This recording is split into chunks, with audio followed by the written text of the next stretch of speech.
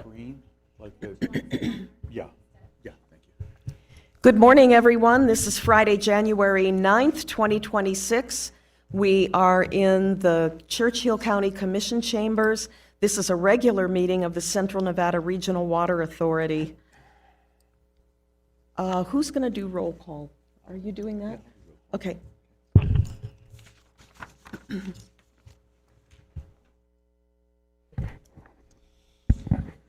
Okay, Commissioner Ghetto. Commissioner Steninger. Oh, did you say Gail? I misunderstood that. I'm here. You're next, so Commissioner Gale. Okay. Hold that thought then. Nope, we just called you, Commissioner Gale. Commissioner Steninger is not present? Okay. Commissioner Perez. Present. Ms. Boland.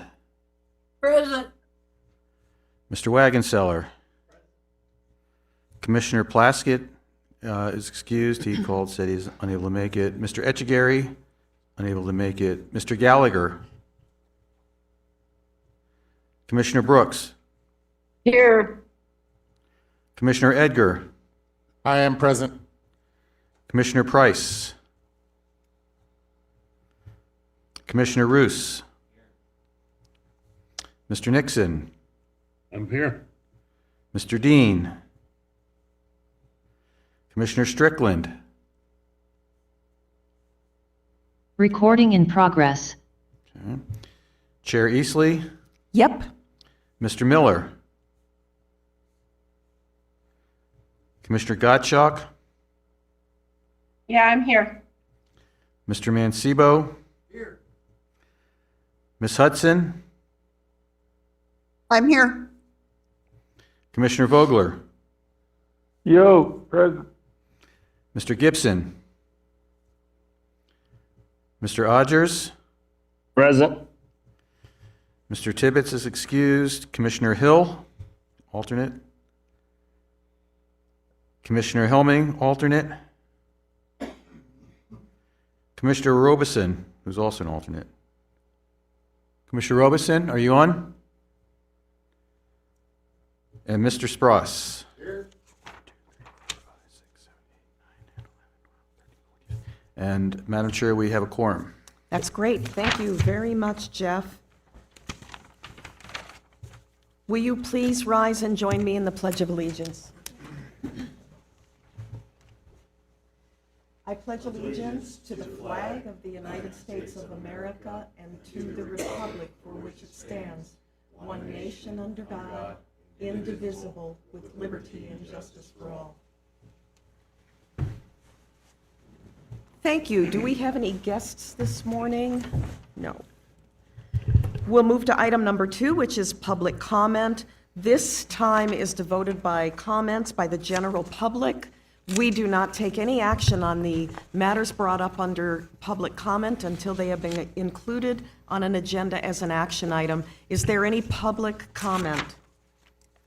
Hearing none, public comment is closed. Item 3 is the approval of the agenda. Jeff, are we taking anything out of order or removing anything from the agenda? No, everything should be as presented. Terrific, thank you. Item 4 is the approval of the minutes. Those were included in your backup. They are tab number 1. I trust everybody has had an opportunity to review those, and I'll entertain a motion. Paige Brooks, I can make that motion. Second. Motion by Paige Brooks, second by Commissioner Frey. Any questions concerning the motion? Is there any opposition to the motion? With no opposition, that motion passes. Item 5, financial report and quarterly expenditures. Those are also in your backup under tabs 2A, B, C, D, and E. And again, I hope everyone has taken an opportunity to review these. Jeff, is there anything you'd like to add? Yes, Madam Chair, just a couple of things to point out. As of November, anyway, there are 2 counties that we still haven't received contributions from, and that's Lander and Nye, and we can follow up with both of those counties. You have not received Nye's payment? Not as of November. Okay, I will follow up on that. Okay. And also, you'll note that Esmeralda County was very generous in providing us $15,000 this year, but that's really, I think, last year that came in late as well as this year. So if you want to check on that, Commissioner Perez, just to make sure. But I think that's what happened is that is also counting last year's Different fiscal years. different fiscal years. This is Nancy. I'll follow up because Fred's not on the call. Fred's here in the room. Oh, okay, good, sorry. Yeah, that's okay. He's the invisible man. And then as far as expenditures are concerned, there should be a change to the groundwater monitoring program estimate as a result of this board's approval to increase the funding for the groundwater monitoring program from $13,500 to $15,000, which is in the amended budget. And then pending, there are invoices, and we'll go over those in just a moment, for $5,866. Well, I'll go over the pending invoices, but they total, as of today, $20,764, again, pending your approval. So for the total expenditures for this fiscal year, which is what, 5 through November 5, 12ths of the year,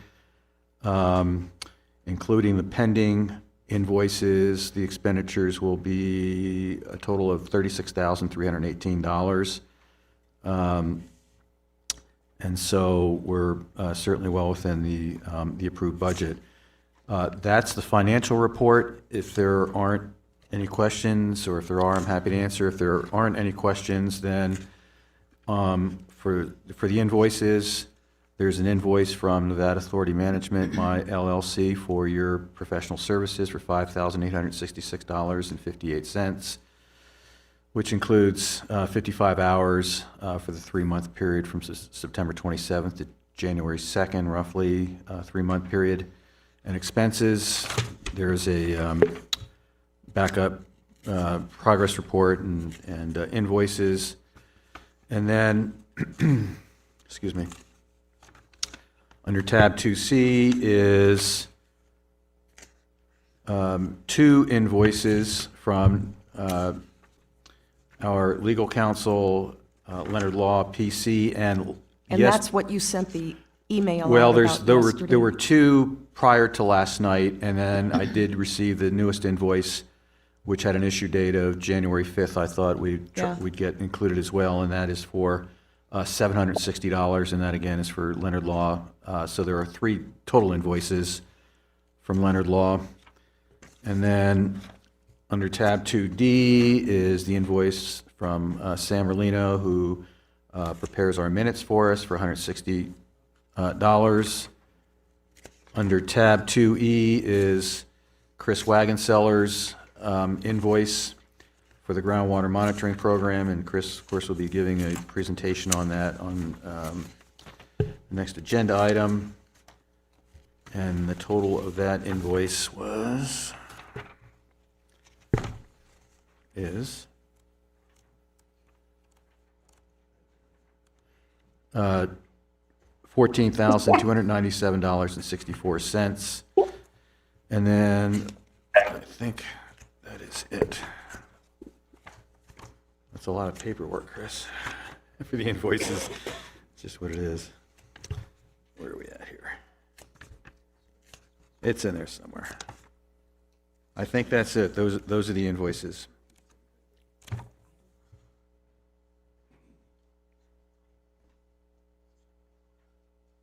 Jeff, did you say we had to make some adjustments to the budget?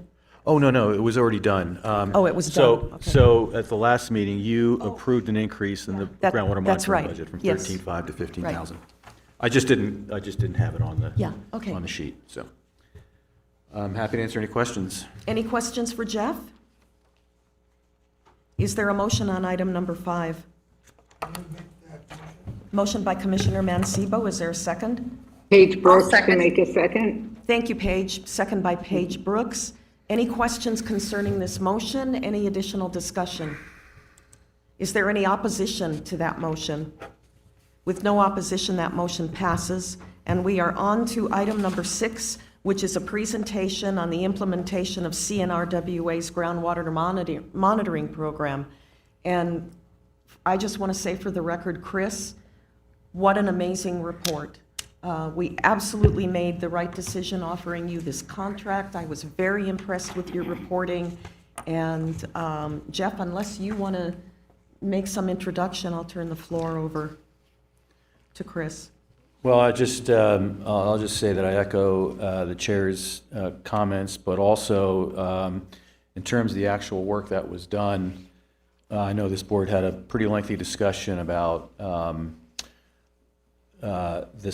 awarding this contract and what would be required to actually implement the contract and do the groundwater monitoring program. And I had initially told the board, or presented to the board, that I didn't think, because of the lateness of getting the contract going and all of that, I mean, we were into late September, October, and typically in the past, those wells, all 51 of those wells in the 12 basins were completed by September. Chris didn't even start them until October, and I thought maybe he would be able to get to a handful of those, around Esmeralda County, maybe Nye County, but he completed all the well monitoring of the 51 wells, or the ones that he could get to, in that short amount of time, so Yeah, all appreciate of that, them. Chris. Yeah, you're amazing. So we're going to turn the floor over to you. I'm going to echo those comments, but the only thing you could do now is better. Oh, God. Thank you, seventh grade guidance counselor. That's what happens. You're on the hook for perfection. Can you go ahead and jump on the record? Can you hear me? Yes. Yeah, okay, there we go. And before you get started, Chris, can everybody on the Zoom call see the PowerPoints, the graph? No, we can't see it at all. Okay.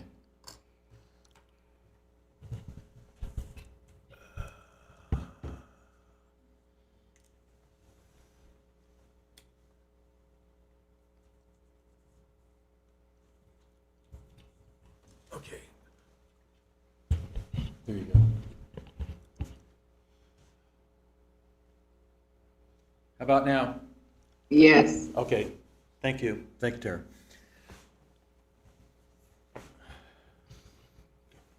Okay, so the groundwater monitoring program is 51 wells in 14 basins, which covers most of central Nevada and a little bit into northern Nevada.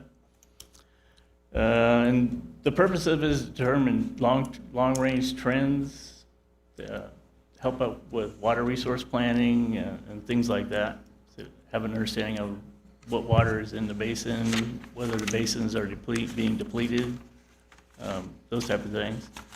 And so I went out, I had a 500-foot steel tape, 500-foot electric tape. Fred was gracious enough to get one borrowed from California in case I didn't get mine. Mine got stuck in customs at the Canadian border, and I was worried I wouldn't get it for quite a while, so. Can everybody hear him? Okay, thank you. Okay, Yeah, can you just pull the mic around to the front of you? right there. There you go. Okay. Thank you.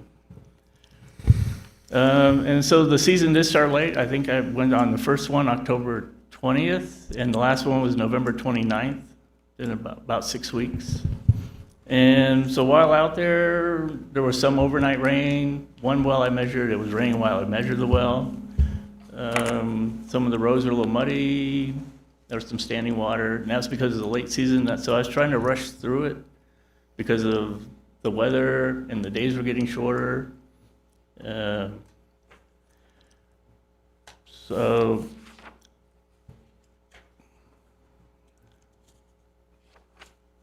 I'll skip that right now. So in the basins, one of the things I noticed is up in Camiva Valley, Granite Springs Valley up there, is all the level waters actually rose there. And I was looking at the drought monitoring program that's online, and it shows that that area has been out of drought, not considered to be in drought. And then, so I think the water level, slight water level rise could be because of improving drought conditions, whereas some of the other basins are still slowly being depleted. There was 5 that are of interest, and those were Alkali Springs Valley, Clayton Valley, Railroad Valley, White Pine or White River Valley Basin, and Jake's Valley. Those water levels fluctuated quite a bit. Well, Jake's Valley fluctuated considerably, and the other ones are showing a decline. And so on this slide is Stone Corral in the south end of Railroad Valley, and this shows a straight line decline year after year. And this is a newer well because the well about a mile away from this dried up. And that one shows the graph for that one. I don't have that graph. Jeff, we're not seeing any slides online. We'll work on that. We're just seeing a desktop of somebody's computer.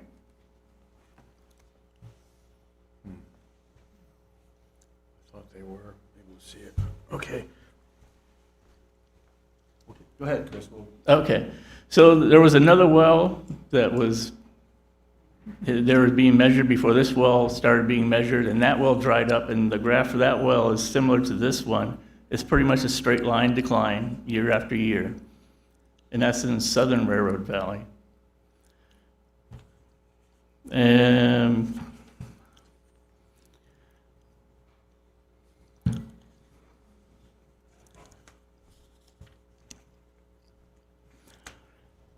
And some of the ones are, so in White River Valley, there's the Midway well, which has had a 15.71 foot decline over a 15-year period, about a foot a year, a continuous decline. And in Esmeralda County, they have, in Clayton Valley, so we had 3 index wells in Clayton Valley. The Silver Peak 2 well, which is a hall water well, which is getting heavily used right now for construction and hall water. Those have all declined, and 2 of the 3 wells in Clayton Valley have dried up completely, and they appear to be permanently dry. They've been dry for years, and I went out and just to check to verify that they continue to be dry. The one in the north end of Clayton Valley, right across the road, is new evaporation ponds. And Albemarle's expanded in the last couple of years their evaporation ponds. And I think that's impacting those wells as well as the declining water table. Albemarle has about 20,000 acre feet, and they're probably pumping less than 2/3 of the water. And there's quite a bit of competition for that water. If all that water was to be pumped, I think it would exacerbate the decline in Clayton Valley. And then in Alkali Springs Valley, And in Chris, the- I'm just going to back up a little bit. I did Yes. have a discussion with Jeff when I saw that part of your report. That's because I'm on. I'm going to log off. I was just checking. Excuse me. I was just checking to see if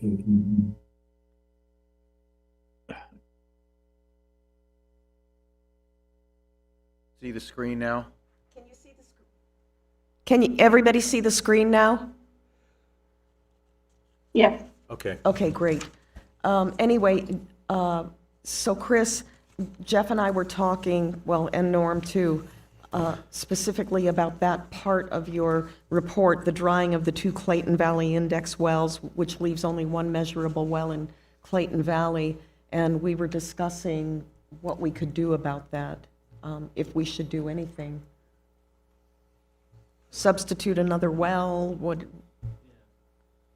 Your mic is off.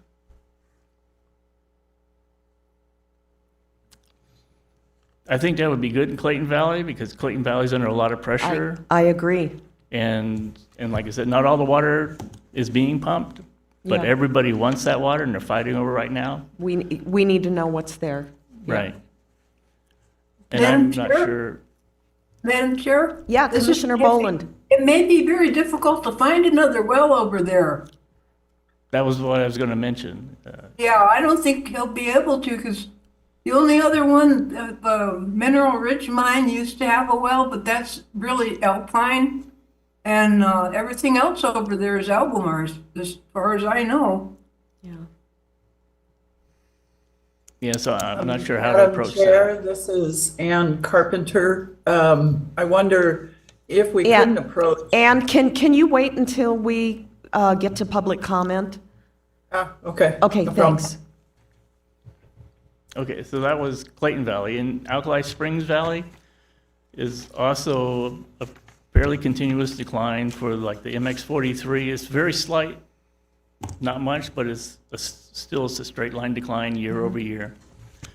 And in the North Alkali Flat stock wells, an old unused stock well, I found oil in the well, which contaminated the electric tape. And so I'm not sure. Well, you reported it to 2 state agencies. so- Yes.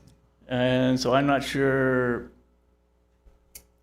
if we need to find another well or if they can rehab that well. It's unused. I don't know what the future is for that well, but that, we could Or lose how the that well. contaminants got there. Yeah. And that well, that casing is open, and that's something I found quite a bit of, open casings in the wells.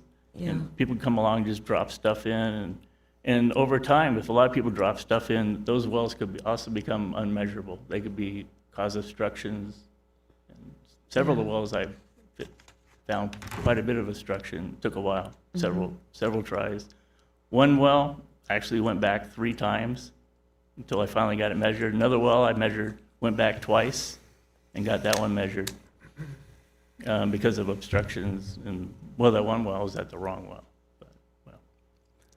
Okay. And so you can see the next, that's the Midway well. So this is the only well we have in White River Basin. And I noticed on the DWR website, there is a permit application pending for a ranch to use that. And I don't know if that's why the drop in, that steep drop in the last several years is because they're pumping more than they used to. I'm not sure why, but it's continuing to decline. And next slide, next one.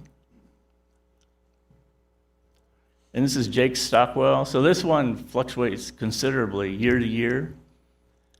And it's out there, that well is out there right in the middle of the playa, out there all by itself. And so I think it could be, the basins could be very sensitive to pumping and precipitation.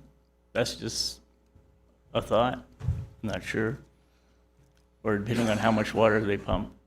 And the next one, this is the Goldfield Mine well. So this one had been experiencing a continuous drop, but the mine has cut back the last couple of years, and you can see it's recovered. It's made a recovery for the last 2 years. But the mine says beginning this year, they're going to start doing substantial pumping, and that could reverse that decline. You can see the next one, the Silver Peak. This is the Silver Peak 2 well owned by Esmeralda County. This is for haul water. And this has gotten some recent heavy use. Greenlink project is pulling a lot of water out of that well, as our mine exploration company, drilling companies are all taking water from there. And you can see the next one. We're back to Stone Corral. So one of the issues I had is at the end of measuring the wells is putting together the water level management, the water level report. And it's been done in Word format, sent to NDWR, CNRWA, and to USGS. Division of Water rejected the report, sent it back, and they said they don't want it in Word format anymore. They want it in Excel. And it's rather extensive.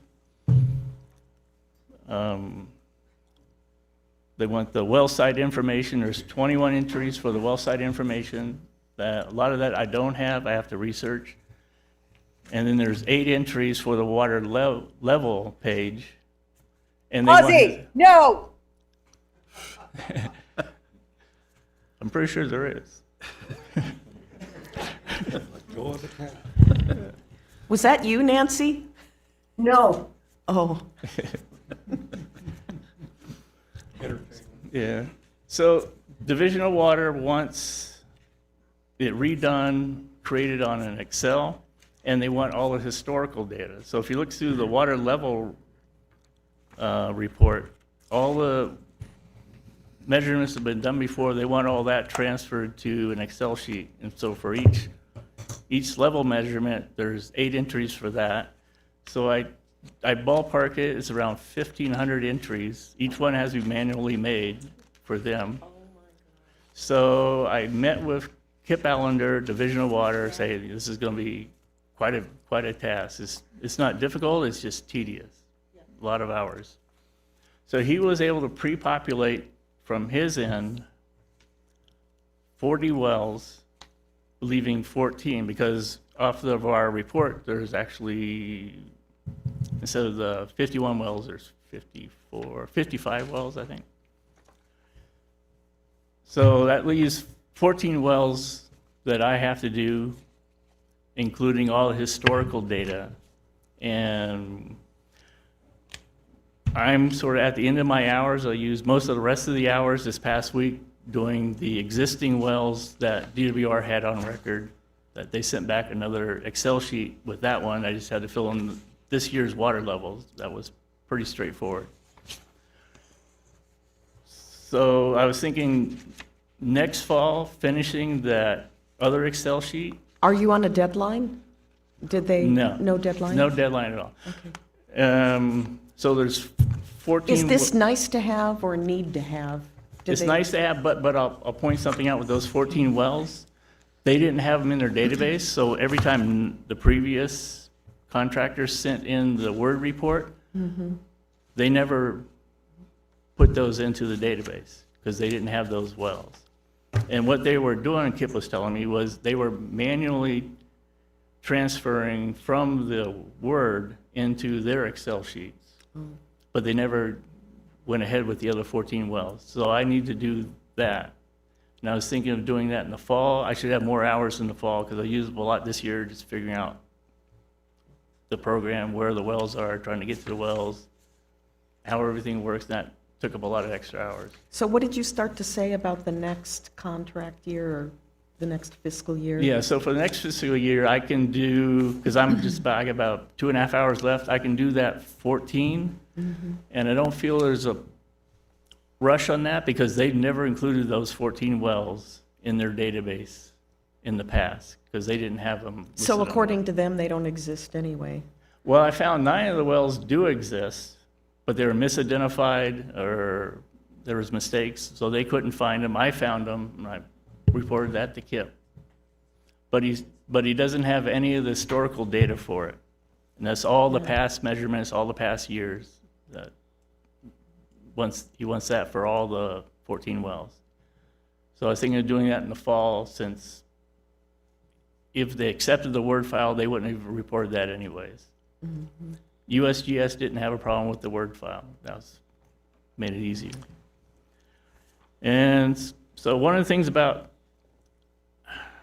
as far as the drought goes, so yesterday the drought monitoring program issued an update. Most of Nevada is out of drought. The eastern part is still in drought. So that's improving. And then we had 3 rain events, so I can talk about Goldfield specifically. We had one Thanksgiving, Christmas, and New Year's. And those 3 totaled up our complete average annual rainfall for the Goldfield area. And several of the other basins also had that considerable rain this fall, Okay. which I think will help some of the wells. And so some suggestions were, as we talked about, finding some replacement wells for the ones we don't have. There's also 2 in Railroad Valley, MX 101 and MX 225, which are USGS wells. One has a lock, need a key, and the other one has a security bolt. You need to have a special tool. And so I don't have that. And so those are 2 wells that I don't have access to measure, so I don't know if look at replacing those or not. And then also the open casings, Kip suggested putting a bucket over it with a rock or something to hold it down. I don't know what else to do about those, Yeah. but those are potential problems in the future. And I had the photographs.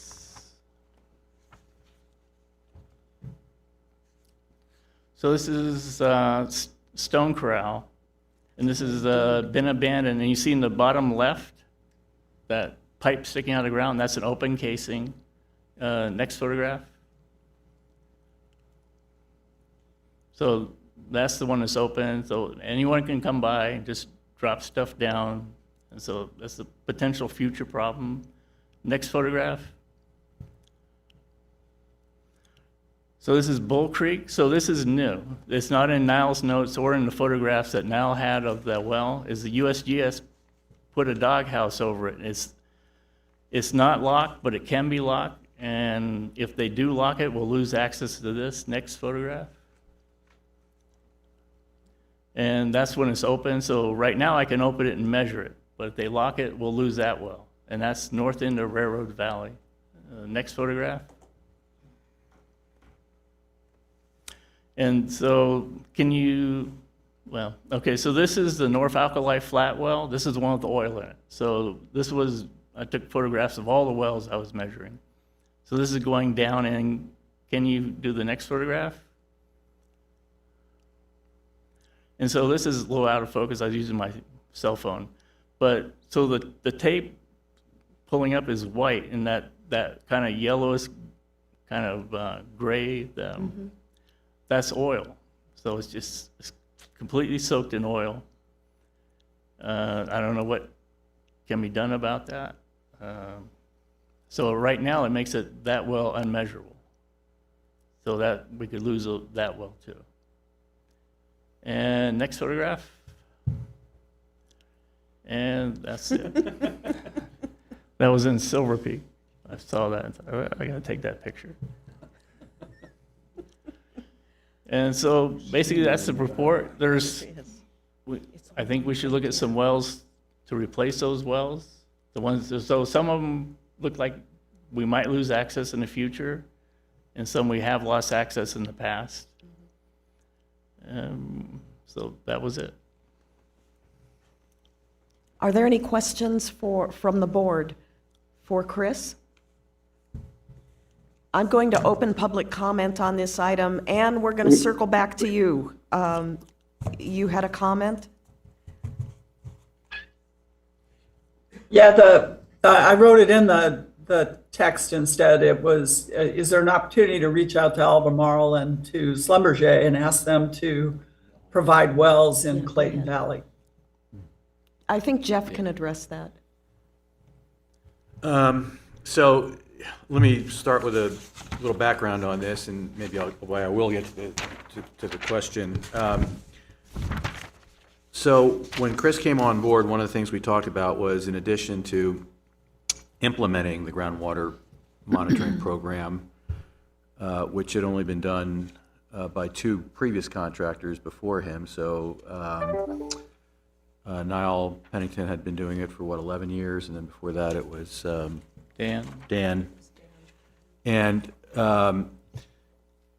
when Niall had notified me that he was not planning to renew his contract, we sat down, and probably a conversation that we had previously, but really didn't stick with me until I realized that Niall was leaving and we needed to really understand the program in more detail. The sort of the origins of this program were really based on, honestly, from what I gathered from Niall, was sitting down between CNRWA, USGS, and at that time, whoever the state engineer was, and I don't even remember who it would have been, but and going through what basins, what areas, what wells, where is there a gap in data for groundwater levels, and where is there a need to do the monitoring. And it was decided, I guess, in a room, in a meeting, that these are the basins, these are the wells. it's not written anywhere, there's no formal agreement per se, but that's the way it's been conducted over the last 15 or so years.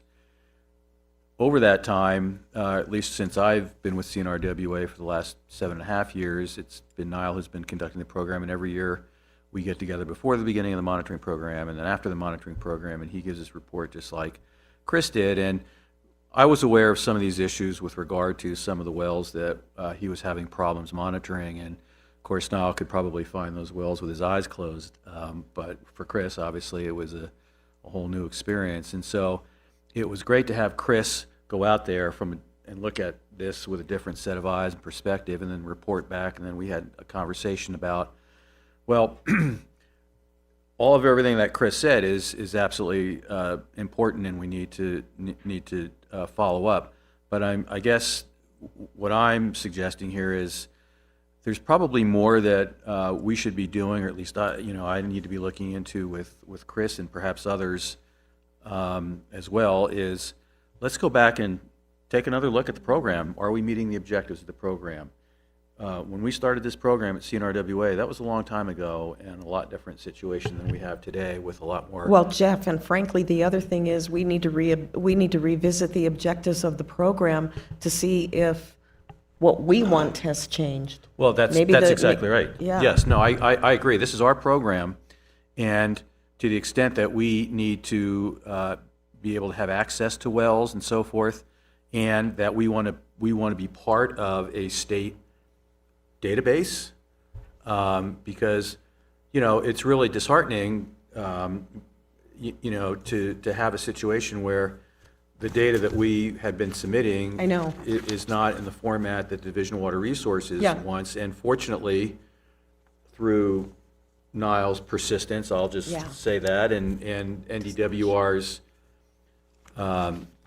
allowance to have it submitted that way, and their work. But with Chris coming in now, I think they were kind of giving Chris a little bit of a razzing, if you will, about, well, now it's time to start submitting it in our format. Well, before we even get to that point, let's talk about... It's your fraternity hazing. Yeah. It's the program. And so, More. in addition to the wells, replacing these wells, I think we need to start talking about, are we hitting the right spots, or are we doing what we really need to be doing for our member counties, for their needs? Right. And one, I guess probably the most, after listening to Chris's report and reading it, one of the most glaring examples would be in Clayton Valley, where we've got some huge issues right now, and we'll talk about those later. Yet, and they're not going to get any better. and yet we can't get in there and monitor the groundwater. Right. For Esmeralda County. And so I would like to go back and work with Chris to kind of maybe do a little bit more of an evaluation, come back at our next meeting, and let's lay out a strategy for what we want to do moving forward. Now, to Ann's comment or question, a couple of years ago, Schlumberger had reached out to me about doing some monitoring, not only in Clayton Valley, but expanding our monitoring network beyond what we have today, and that would include both in area as well as frequency. And there are other basins that are experiencing lots of demands and pressures for water, and so we want to include that as part of our evaluation, but also whether or not annual monitoring is sufficient for some of these basins. It was interesting to see or hear agree with Chris's that. presentation on how many basins really are relatively stable on an annual basis, but we don't really know what happens because we're only out there once a year.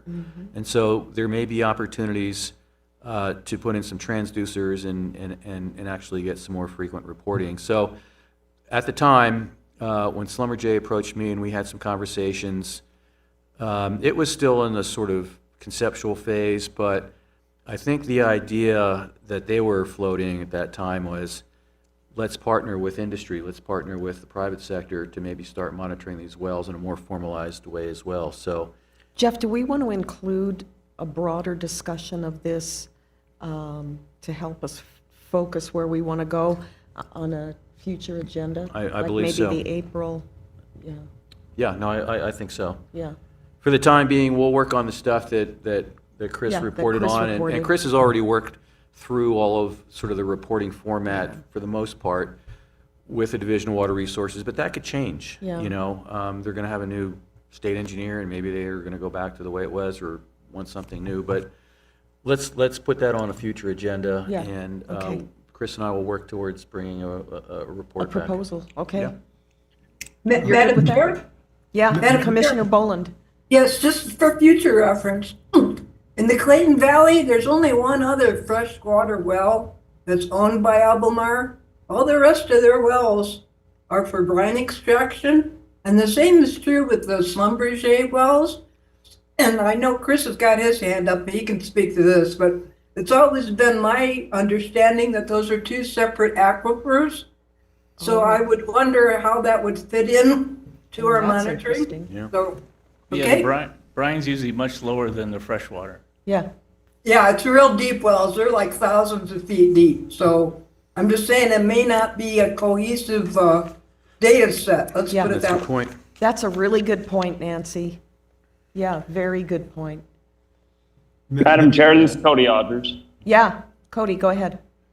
I think I brought it up one time before with Nile this time last year, but Jake's Valley has about 7 wells in there, and so I know that we can find some more data points there. Anyways, whatever it takes from White Pine County's perspective, I think we can, or any of the wells in White Pine County, I think I could help Chris find some wells if need be. Okay, thank you. So one of the things I noticed is I'm out in some of the valleys, and we got half a dozen wells in some of these basins, and the only thing out there is some cows and some stock wells. And I drive past other basins, a lot of activity, a lot of mining, a lot of farming, and we don't measure any of those wells in that basin. Yeah. And so I was wondering what the rhyme or reason was for what we're doing. Madam Chair, Jeff, this is Chris Mahana. If I could chime in real quick? Yeah, Chris, hold on. I know we have public comment open right now, but I want to make sure that all of the board members who Sure. want to, who have an issue to bring up or have a question has an opportunity to do that. Are there any other questions from the board? Yes. Yeah, Norm, go ahead. It's, one of the things that we have now is we have a reputation for getting the work done. Can we bounce off of that reputation and go to DRI, USGS, possibly the military where necessary, if necessary? But to get funding to get wells put in or to secure wells, things like that. But we need more funding, is always the key, to get this work done. It should be done by the state, but I think we're more reliable.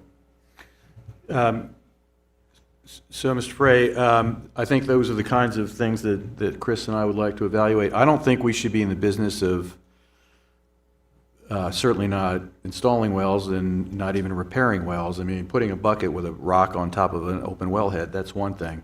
But some of these wells need either to be replaced or significantly rehabbed, and that's not what we want to do. That's not our mission. There are tons of wells out there. We can go to the NDWR database and identify wells in every basin. What we need is participation in the program and access and permission. And, you know, there's a way to do that, and I think most people are agreeable to that. And there are even individual programs, like I know in Railroad Valley, where individual well owners are working with the water district or have been in the past to measure their well levels. So there's a way we can do this, and as I mentioned, and include the mines, include other industries that have an interest in understanding what the data is. I mean, this is a big issue. You can't manage what you don't measure, and we need to be Yes. out there measuring this stuff. So, If you can't measure it, you can't improve it. Yeah. All right. Yeah. Chris Mahana, go ahead. Yes, thank you. Yeah, Jeff, I just wanted to comment. I don't know if the history of why it was chosen to measure all these wells in the fall. As you alluded to, there can be seasonal variations in water levels. I operate a water level monitoring program for Churchill County where we measure on a monthly basis, and we certainly see that. Dixie Valley, I do it quarterly. And in valleys or in situations where you only are measuring once a year, the USGS and DWR both measure pre-irrigation season water levels. Generally, I think in March, they do their water level run. So I guess one suggestion I would make is if you're going to still maintain just an annual measurement, that it be done, consider switching that to March rather than the fall, particularly in agricultural areas that have heavy pumping going on during the irrigation season. Those water levels in the fall are, could be drawn down versus pre-irrigation season water level. That's kind of been the standard for decades with DWR and USGS. Okay, thank you. Is there any other public comment? Public comment is closed. Jeff, are we? Unless you want to accept, just to accept the report. Yeah, is there a motion to accept Chris's report? Motion by Commissioner Perez. Is there a second? Second by Commissioner Mancebo. Questions concerning the motion, or is there any additional discussion from the board on this item? With no, is there any opposition to this motion? With no opposition, that motion passes and that report has been accepted. Again, outstanding. You did a great job. Thank you. Before we move on to item number 8, I want to go back to item number 1. And we have 2 guests who have joined us in our meeting room. Can you please identify yourselves for the record? Good morning. I'm Daniel Safner, hydrogeologist with DRI. Good morning. I'm Sabathio Green. I'm also a hydrology lab at DRI. Thank you very much. And anyone on the phone? I know we have Chris Mahana and Ann Carpenter. Do we have any other guests on the telephone?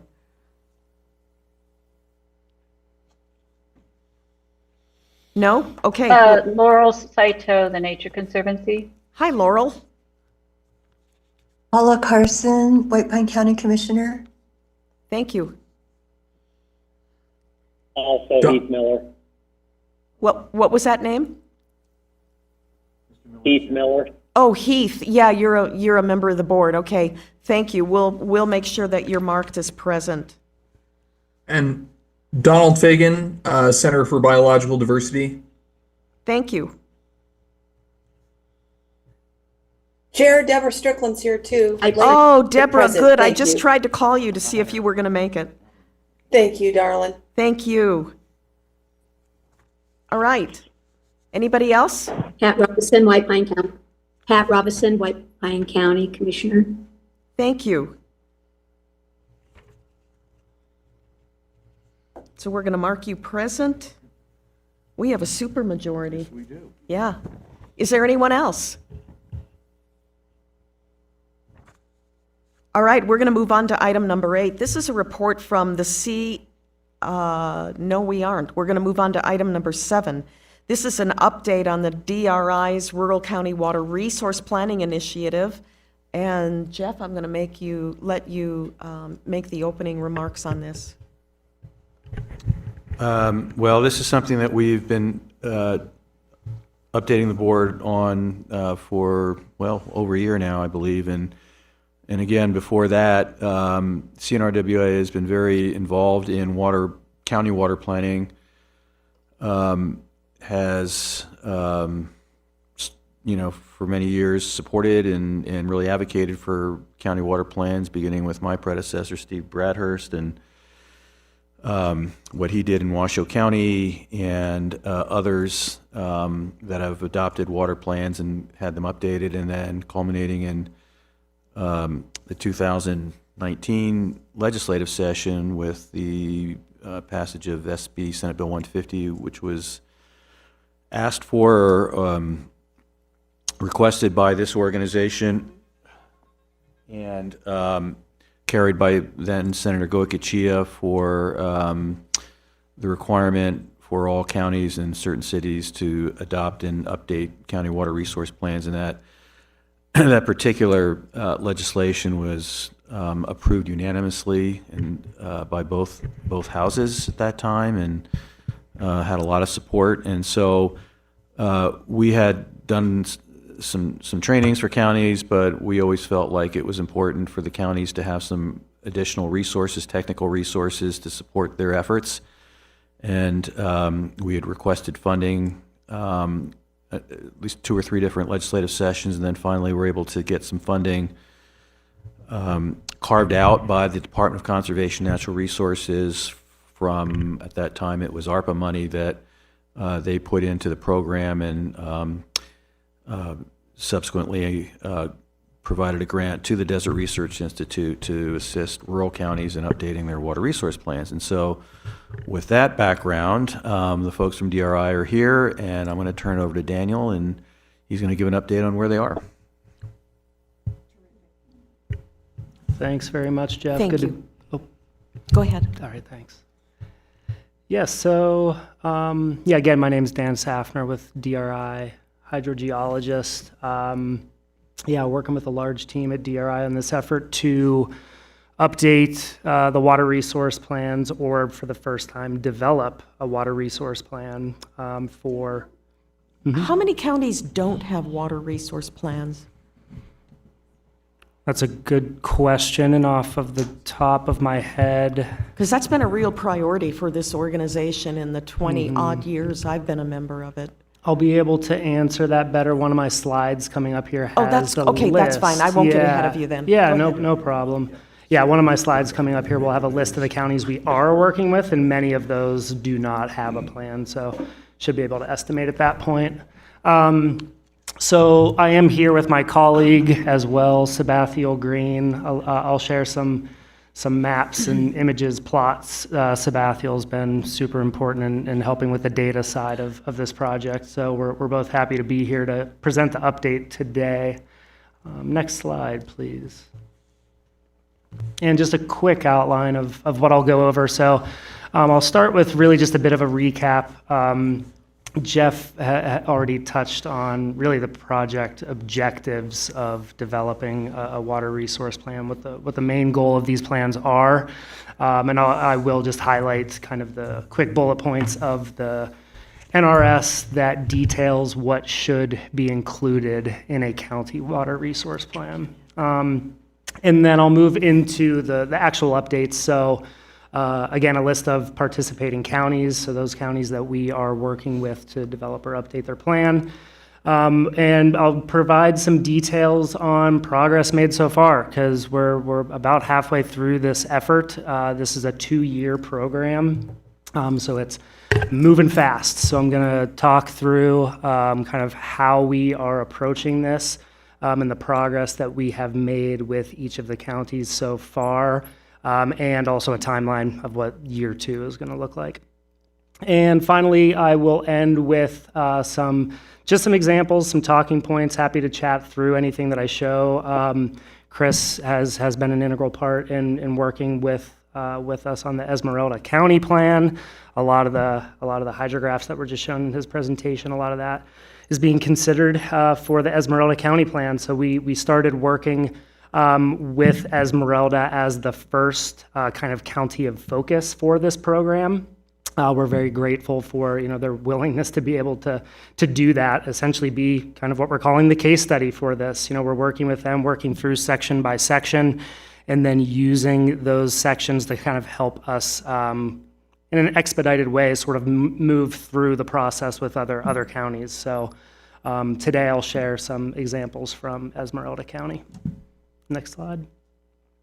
Great. Yeah, just to highlight the project objectives. So what really is the purpose? What is the goal of a water resource plan? So these plans are meant to help rural and frontier counties manage their water resources for the future benefit of both the communities within the county and the environment. So how can the water be used, managed in a sustainable way to ensure that there are water resources into the future?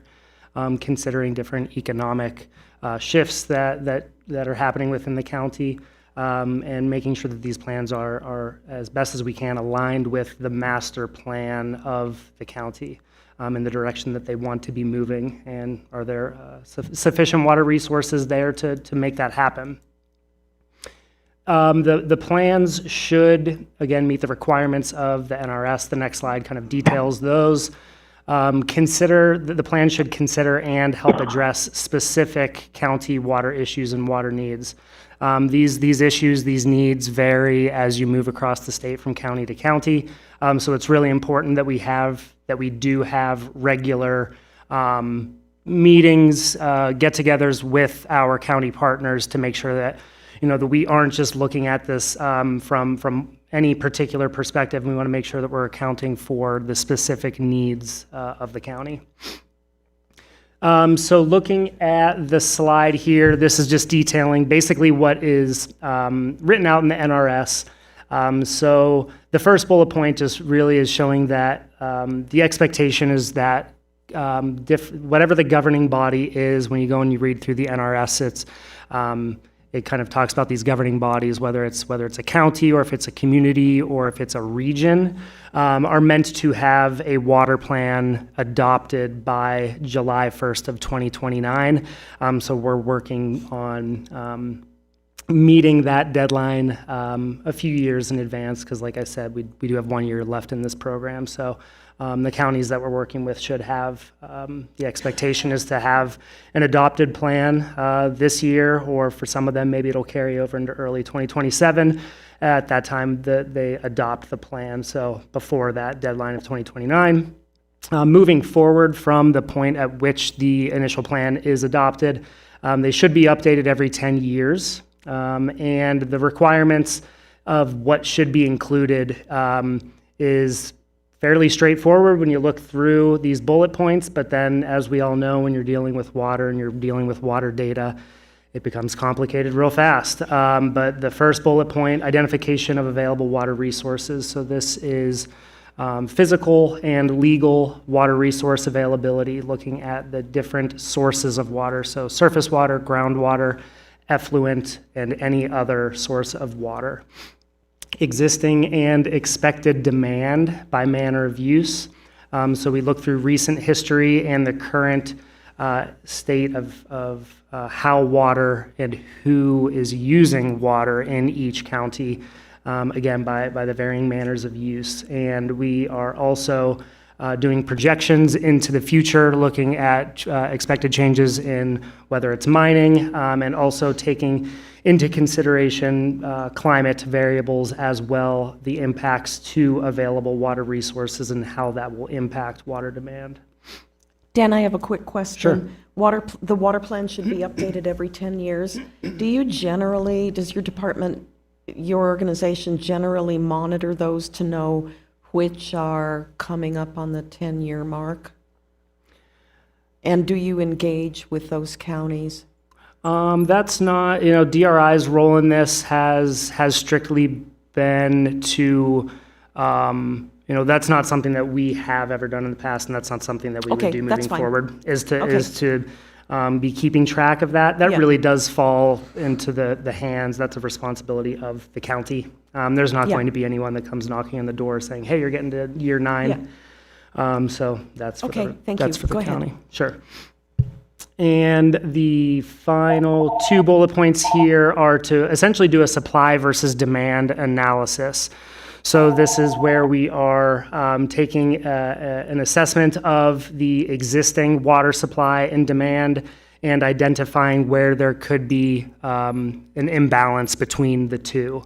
And doing the same into the future to identify potential problematic basins where water could be either over-allocated or over-pumped, which can apply some significant stress to water supplies in those particular basins.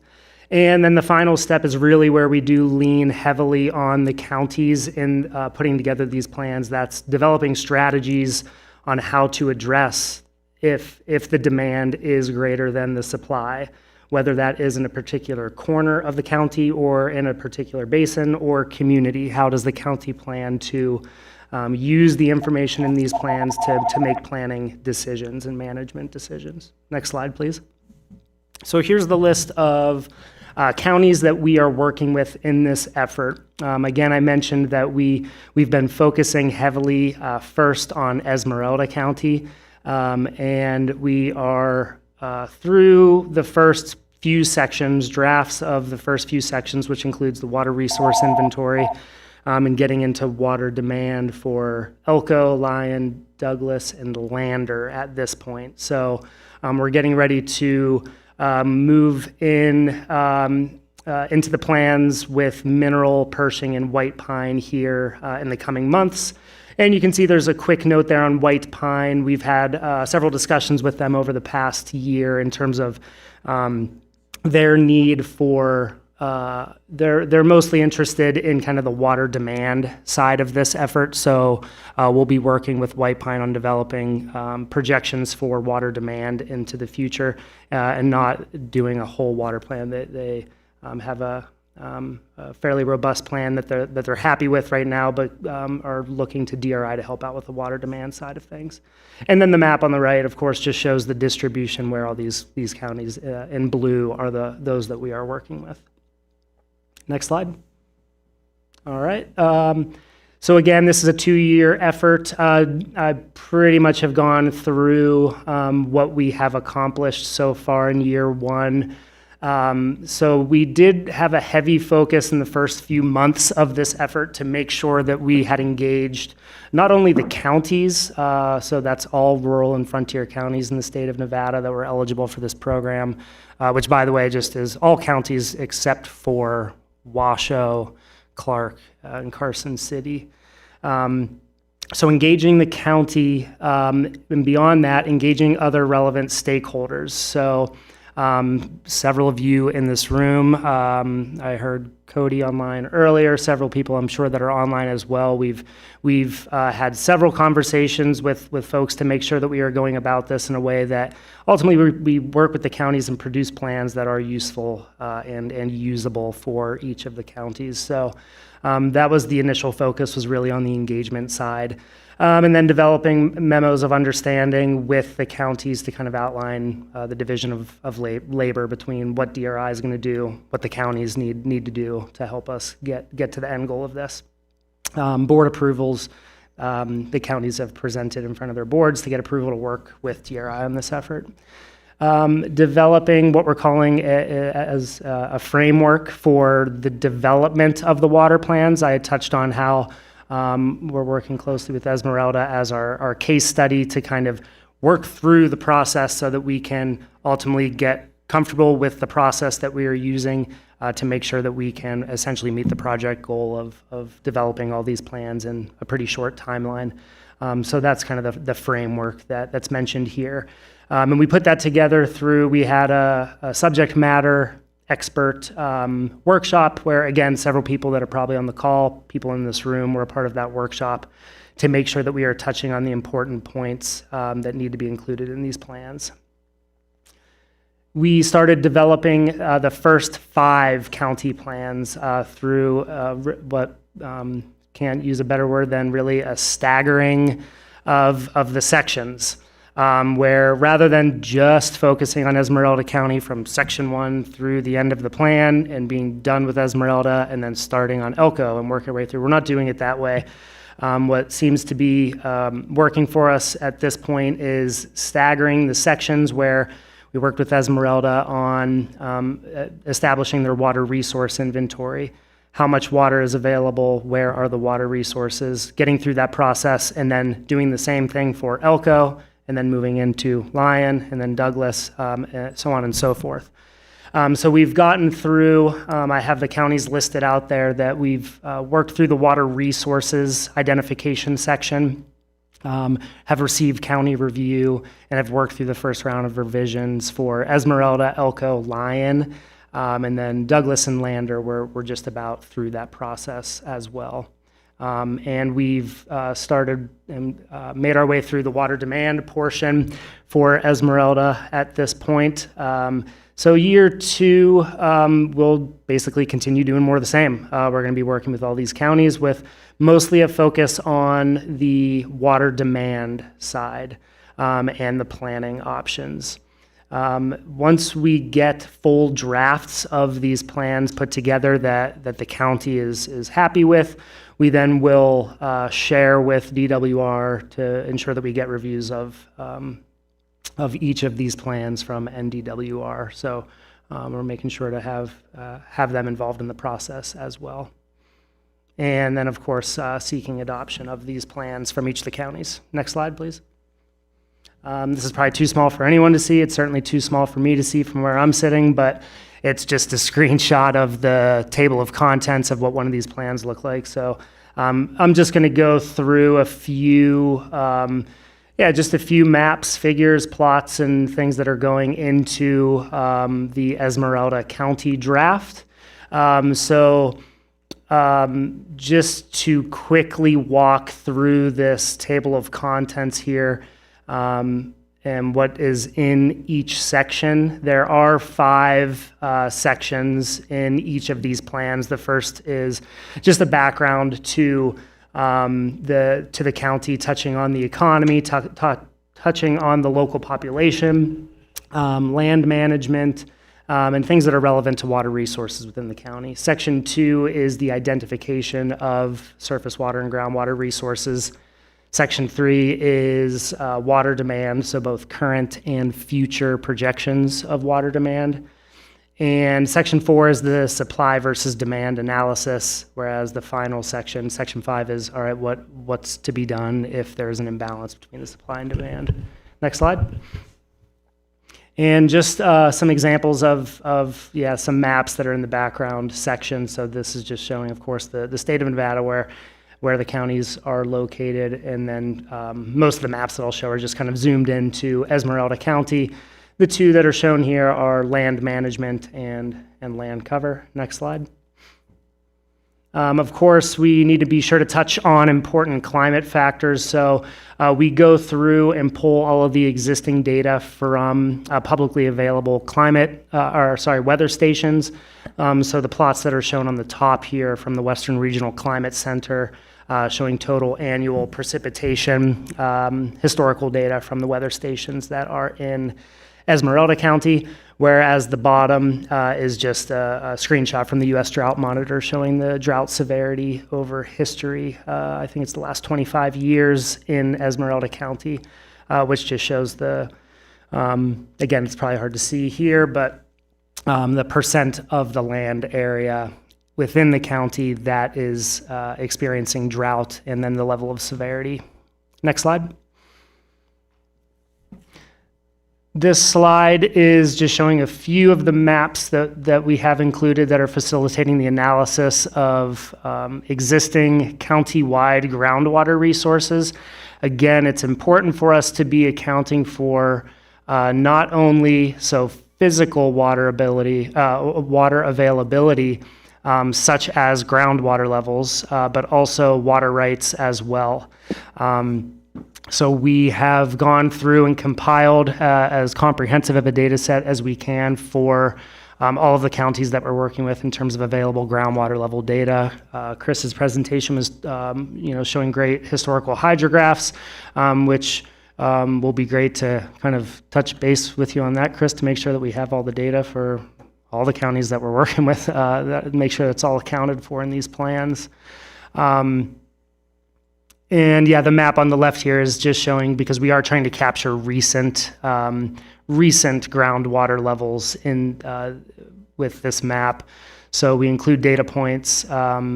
Basically, if there's a water level that exists for a particular well within the last 10 years, we include it in this map. And if there's several or more than one water level measurement, we include the latest water level in this map. So just to try to help to define kind of the top of the groundwater resource or the water table. And the map on the right is showing the distribution of points of diversion for groundwater and the duty that is associated with all of those water rights.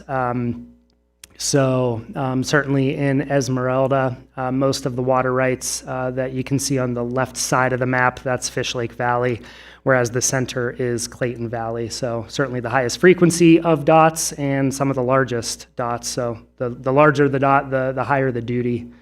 Next slide. And same sort of thing with the county-wide surface water resources. So showing a similar map on the far left, this is again just surface water right distribution throughout the county. Again, most of the surface water that is available within the county is in Fish Lake Valley. Therefore, you see the highest number of dots and the largest dots with the highest duty attached to those water rights.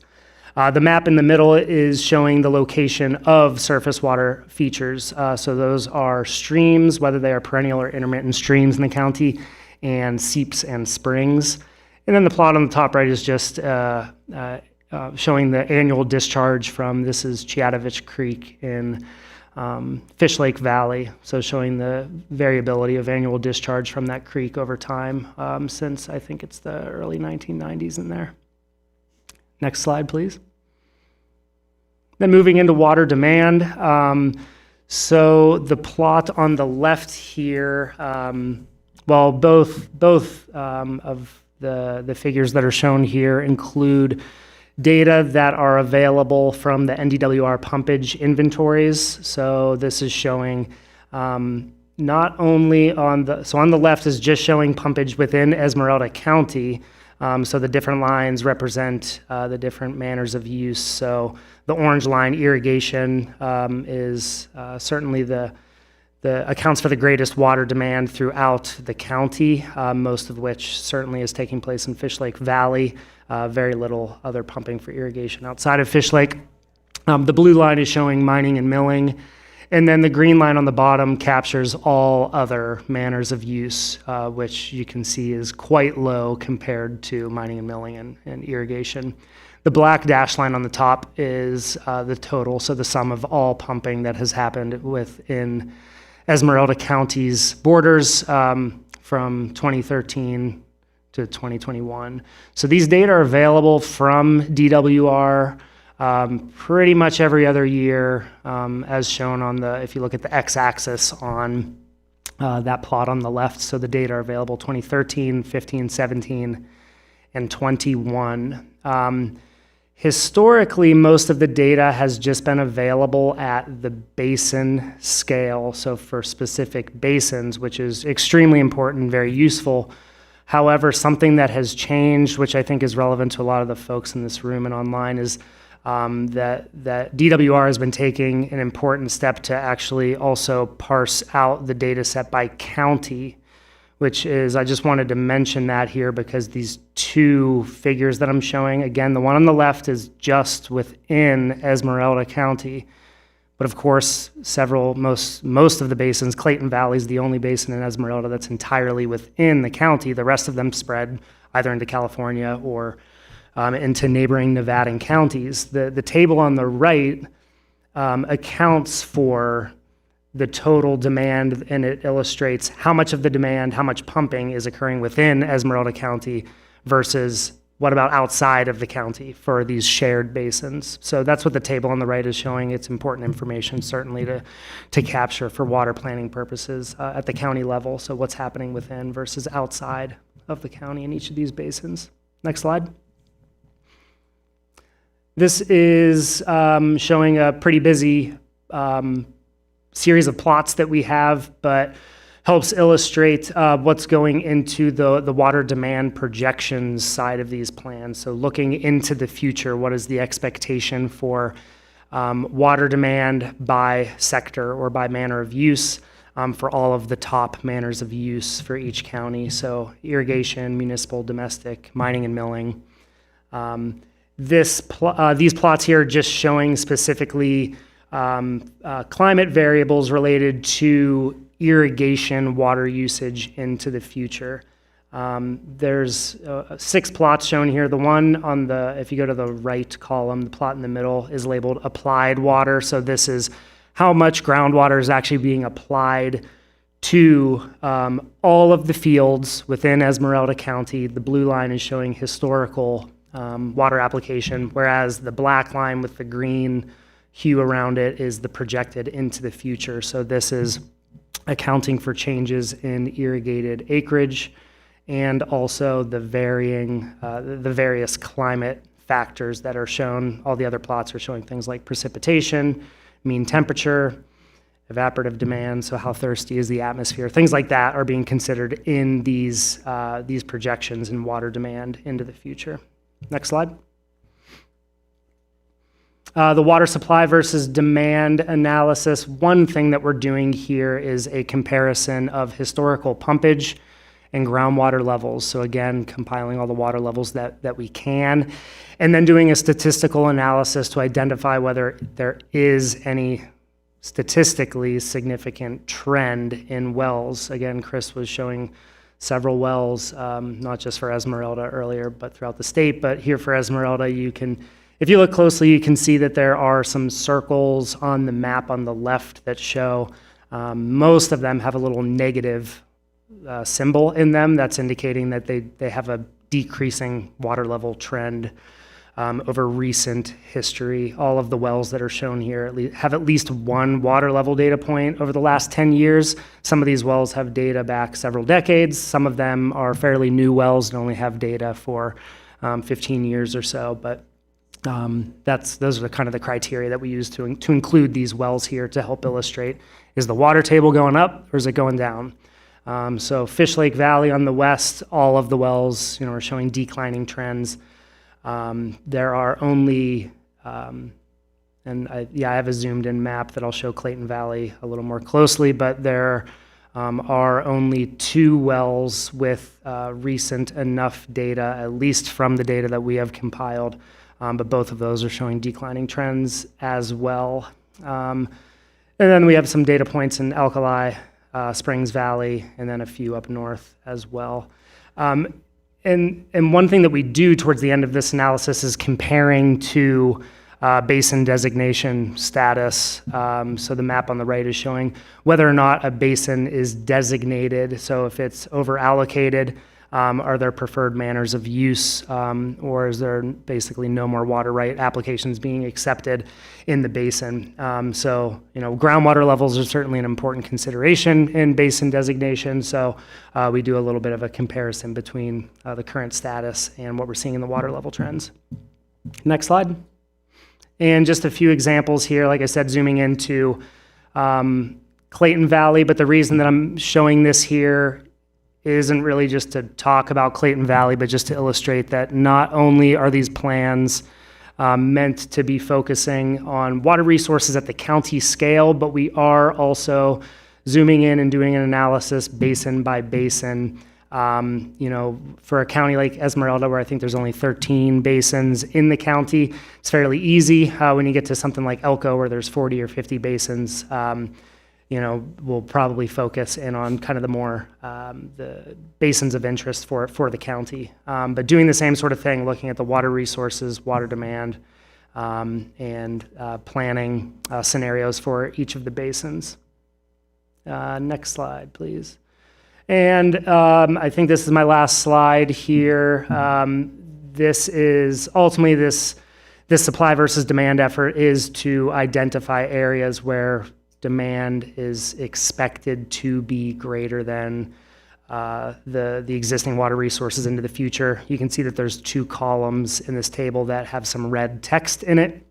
The first one is showing maximum potential demand versus the perennial yield. This is specifically for Clayton Valley into the future, where basically that's telling us if all total and pending water rights. So if all the pending water rights, which we know isn't going to happen, all pending water rights aren't going to be approved in Clayton Valley. But if they were, the basin would be over appropriated by 483% or something. It's just really to help illustrate all of the interest that there is, all the water rights applications that are in Clayton Valley in this example. And then the other column, expected pumpage versus perennial yield. So again, looking at our water pumpage projections into the future and comparing that with the perennial yield. Clayton Valley's at about 100% of the perennial yield into the future, which is, I think, where it's pretty much where it's at right now. So we'll do that for each of the basins, for Esmeralda and other counties as well. So, and then with that last column is, we do a qualitative assessment of what does that mean for the groundwater resources. Do we expect, so in Clayton Valley, we would expect the water table to continue decreasing. If demand is increasing a little bit, and we already are seeing a drop in the water table there, we would likely expect to see more of that into the future. Next slide. Great. So that's all I have here. This is just kind of detailing. Jeff already mentioned where the funding for this effort's coming from DCNR, the Nevada Water Conservation and Infrastructure Initiative. And here's kind of just a breakdown of all the names of the folks at DRI that are working hard on this project. Just want to give them a quick shout out as well. So I'm happy to take any questions that anyone might have. Thanks a lot. Are there any questions for Dan from the board? Anything? I'll open it up for, oh, you do, Fred? No, you're on the board, so turn your mic on, and if you have a comment. Okay, Daniel, I think I've seen you around here and there, and first I want to thank you for putting, I don't know that you did it or your group or how it happened, but as Esmeralda County to be the tip of the spear of this project, it's kind of cool. And also to have Chris, a very capable person that's involved in that. So I have a whole bunch of confidence that you guys are doing good. I have kind of a question for you. The people in our county, we just did our land use and master plan and kind of working on that through the land use committee, which is right now, there's 2 people on it, and we have to reorganize it. And my plan is that when you guys get done, it goes through them, then comes to the board. I think I have a question for you. I read through this previously before the meeting, and I was very impressed. And I'm coming through here, and I'm like writing, how do I report this to our county? You know, and I thought, well, I could make an attempt at it. Chris could make an attempt at it. But we're not DRI. So I would wonder, maybe not only for Esmeralda County, but maybe in the timelines of all of these counties, that at some point, maybe some type of report, or possibly, I don't know where you are in the timeline for us, maybe an introduction to the board, and maybe we would include the land use so you'd only have to do it once. So I don't know if that is something that's piling too much on you. But I think if you would come to our board and explain this to the land use committee or just the people, the public, I would be very grateful for that, because I could not do what you just did, even though I have the same report in front of me. Yes, of course, we'd be happy to do that. That's an important part of this program, this effort, is to make sure that we come down and do those things, you know, as often as we can, face to face, and inform the important groups that are going to be using and considering this plan, right? So you mentioned land use. There's very obvious ties between water resources and land use, land management for each of these counties. So it's important to know what is going to be included in these plans and how it can be used. So the answer is yes, we'd be happy to do that. And something that you're reminding me of, and I don't think I really touched on it, is that a part of this effort as well, we are, understanding that, I think a point that you said it delicately, that a lot of this stuff is probably a little too technical, right? So are you going to go and present it to a group, to a board that perhaps, they aren't hydrologists, they aren't whatever, they aren't scientists. We are working on putting together essentially 2 separate versions of these plans, where we have, right now, it's just, we got to come up with some more cool, catchy terms for it. But the main document is concise and to the point. And then we have kind of the attachment, the appendices that are going to include what I would consider to be more of the technical jargon, knowing that all audiences are going to be eventually reading these plans. So putting together that concise document so that our hope is that it can be as useful and usable to county members that are going to be reading through and using these plans. But then, maybe they're consultants, whether they're hydrology consultants, need more specifics on the technical stuff. They go to the other document where that's all detailed. Okay, one last thing is I know for Esmeralda County that I believe Chris Wagenseller was already involved with DRI, and I don't know if the other counties falling in line have someone like Chris Wagenseller, and I would recommend that they do. I don't know, to make sure you have that tie in there, because I'm kind of involved and see lots of the moving pieces, and I don't have the depth. Your report was fantastic, and I would almost say what you have there, I think would be friendly to the public, and I believe there is probably technical stuff that I don't consider myself, to understand, but that's what I would like you to pass on. But we're kind of unique that we have Chris that was already involved with you guys, and I would say in some of the other counties, possibly to make sure you have someone that kind of falls into that slot. Because, I don't know, I have a lot of confidence in you guys. I have a lot of confidence in Chris, and I'm excited to kind of see the finished product that comes out of this, and then we'll be kind of tying up things that have been dragging around Esmeralda County for years. And then, even for you to say 10 years is when we readdress it, it's good to know all those things. And thank you for your presentation. Yeah, I just want to add to a couple of comments made by Daniel and Commissioner Perez. First of all, with regard to land use, the intent of these water resource plans is to be linked with your land use master plan. In fact, it's by design, and the statutory authority or requirement for water resource management plans comes under NRS Chapter 278, which is the local land use and zoning statutes, and so it's actually a component of your master plan. So that's the first thing I wanted to mention. And then there's going to be a demand side part of this as well, which is going to be based on things like population projections and all of that, which I know will be coming in later phases of your work. But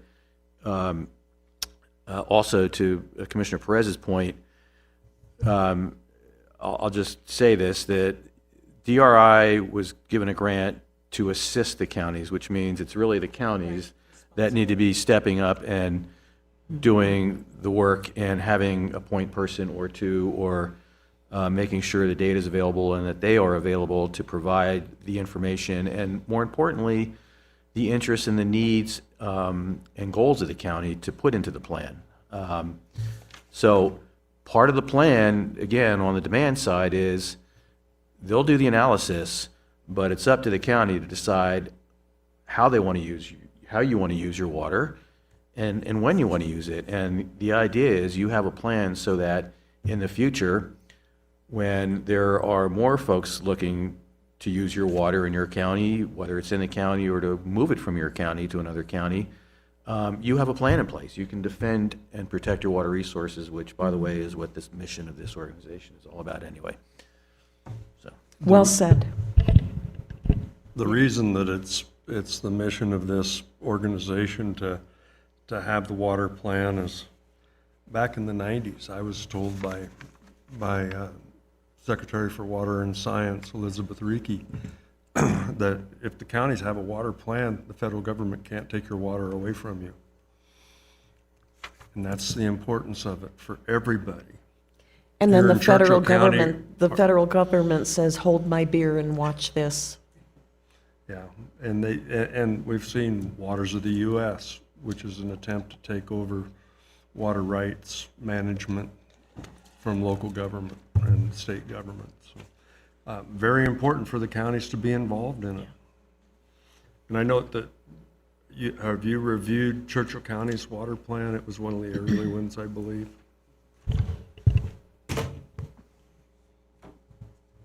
I did a couple of years ago. I can't remember. Can you when- identify yourself for Chris the record? Ross with Sam Churchill Marie- County. Yeah, thanks. I did a couple of years ago, but I haven't looked at it since then. Thanks. Excellent. Terrific. Madam report. Chairman, Yes. Brian Gale, Elko County. Oh, yes. Just a question, and Dan, that was a fantastic presentation. Thank you so much. Will the state engineer actually defer to the will of the county if the county's plan indicates that a certain project should not be included? I think Jeff can answer that.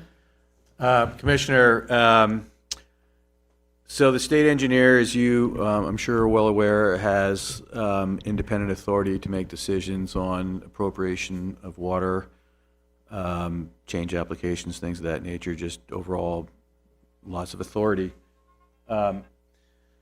To answer your question directly, I don't know that a state water or a county water plan would necessarily override or prevent the state engineer from making a decision one way or the other, but it certainly would be given weight, I would believe, by the state engineer in making a decision, or beyond if the state engineer's decision is appealed.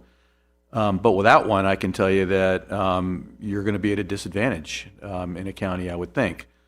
If you don't have a water plan that addresses specifically what your needs are in those for those particular resources. So, and I will give you one example where there has been a lot of discussion about granting extensions of time, particularly to municipalities for putting their water to beneficial use and perfecting those water rights. We have a lot of situations out there, a lot of counties, municipalities, GIDs, quasi-municipal water systems that have not perfected those water rights. And they need extensions of time to put that water to beneficial use. And so if you don't have a use for that water, or at least something that you can look forward to as a use for that water, you're going to be at a disadvantage, or they're going to be at a disadvantage when they apply for multiple extensions of time to maintain those water rights without actually utilizing them. So having all of those, to the extent that you can identify to some level of detail what your needs are going forward for those water resources, I think is going to be very important. Thank you. And just when somebody asked how many counties actually have a plan, I discovered as we were visiting, Elko County's had a plan since 2007. It was updated in 2017, and I guess they're working on for 2026 or 27. Yeah. Thanks, Brian. Are there any other comments or questions from the board? I'll open up public comment. Are there any brief comments from the public? No? Thank you very much. Terrific job. Thank you, Dan. Great job.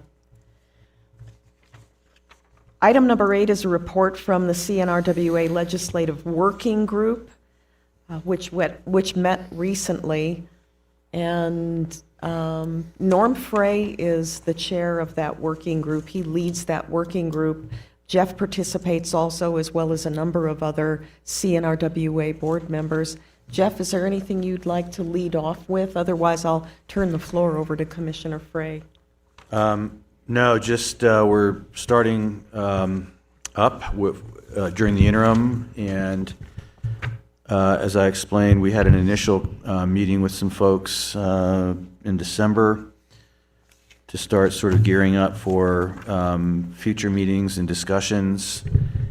And a couple things, I guess, and I think some of this stuff is in the backup material, but for those maybe new board members or those who just maybe don't remember how this works, but Since our Nevada legislature meets every 2 years, there's an interim period between subsequent legislative sessions, and so we're in what's called an interim period, or an interim period between the 2025 legislative session and the 2027 legislative session, which will begin in February of 2027. In that interim, a lot of things take place that are needed because during a regular legislative session, the constitutional requirement is that legislature has to finish their business in 120 days. And when it comes to water, if you have a bill or you have something going on that even if you had introduced on the first day of the legislative session, it's not likely it's going to ever get enacted in a 120-day legislative session. It could be a very simple bill, and certainly wouldn't be the case for a very complex bill, as many of us on this call have experienced in previous sessions. So we try to get a jump on some of this stuff, and we really, I think, in the interim between 2023 and 2025, really accomplished a lot as a result of stakeholder engagement early on to work on common issues. And we're talking about very diverse stakeholder groups, everybody from large municipalities and providers like Southern Nevada Water Authority, CNRWA, the Division of Water Resources, a number of conservation and environmental groups, Farm Bureau, mining, just a large array of folks to talk about, well, what is it that we really can do that everybody can agree on? That's the most important thing, is when you are proposing changes in water law, you have to have at least more than yourself as the proponent for that bill, or at least believing that there's a need and potential ability to get something changed. And so as a result of that very diligent and comprehensive ongoing dialogue with stakeholders, including up until the end of the session. I mean, this was sustained through the actual 2025 legislative session. The Nevada legislature unanimously passed AB 104, Assembly Bill 104, and SB 36. There's sort of mirror bills, but mostly around the Water Rights Retirement Program and authorizing that, and then some other measures in AB 104 that related to water conservation and some other more ministerial water resource and water quality concerns. But that was from that group. And in fact, during the legislative hearings on those bills, I can recall the chairs of both committees in the Assembly and Senate side complimenting and acknowledging the effort and the work and the success of that stakeholder working group. So those are taking place as we speak. We're going to have an initial call next week. It's coordinating that initial call to see, what the sort of the temperature of the group is as far as going forward. But I'm aware of some other things taking place with groups getting together to talk about. I know there's a group talking about the state engineer's process, administrative processes and things of that nature, and there may be other groups meeting as well.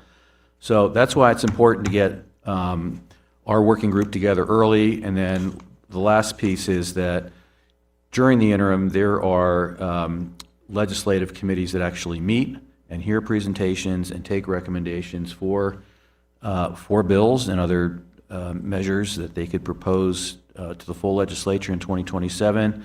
The first meeting of the Joint Interim Committee on Natural Resources is January 28th.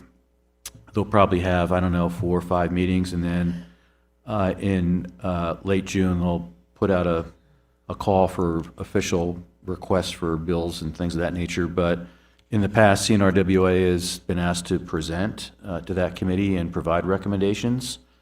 I would hope that we'll have that same opportunity again this session.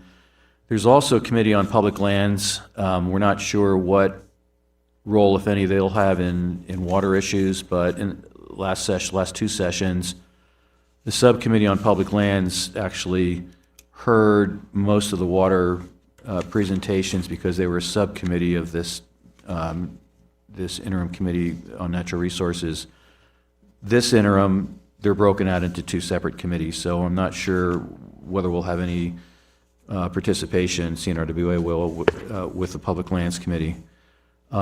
With that said, and that's a long introduction to why we even need to be doing this, so I'm going to ask our chair of this group to talk about his role in this, and then I want to highlight a few of the bills, or at least things that we think are likely to be coming up during the interim and possibly even make its way as a bill or two in the legislature, and then we can talk about some of that and some ideas I have in terms of recommendations that CNRWA might want to offer. Thank you. I view my job mainly as running the meetings and make sure that everybody has input. Jeff, he has to remember all the stuff. It's mainly trying to predict what the cats are going to do when they come together, and who can do that? I mean, you don't know who the chairmen are. You don't know who the members of the legislature are today. And so, but we try to watch issues, predict who might be interested in that issue. There's only a few of the legislators that are interested in water matters and public lands matters. You can count them on their hands. Some of them are just interested in education issues, and we don't delve into that.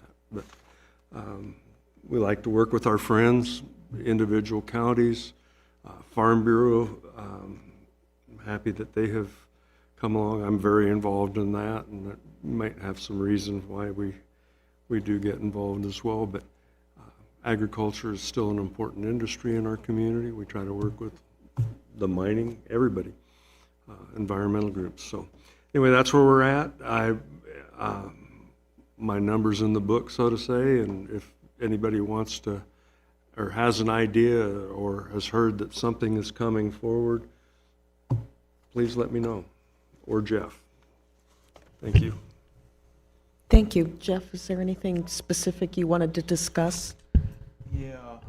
Yes, Madam Chair. So in your packet, there is a sort of a scorecard, if you will, of last session, and the folks that were involved in this working group last session are... And I'm sorry, that's under tab 4 in tab your 4. backup. It's actually up on the screen as well. Okay. I'm going to just run through a couple. I'm not going to go through all these bills, but if anybody has any questions on any of them, I'm going to talk about a couple that we think might be coming back in some way, shape, or form, and then also talk about at least two things that I would suggest that this board recommend that we, and we don't have to do it today, but, or maybe we would want to, it's up to you, but let me just run through these various bills that I wanted to talk about. Grab my glasses here. I thought I had this written up. Sorry.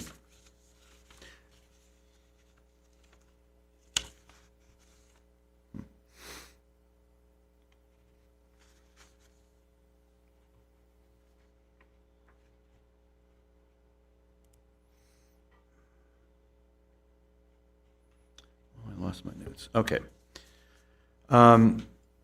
So starting at the beginning in the Assembly side, there was a bill, AB 9, last session that would have amended existing... It was an Assembly bill? It's an Assembly bill. It's the very one at the top. It's the one at the very top, AB 009. 009. So currently, if you have an ag right, you can temporarily convert that for environmental purposes. In fact, I'll just... Oh, hold on a second. Here we go. Okay.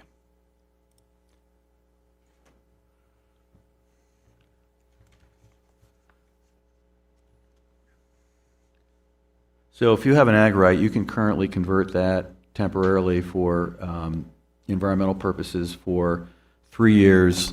AB 09 would, as amended, would have allowed that, that to be extended to a 5-year period and expand it beyond those who just have ag rights.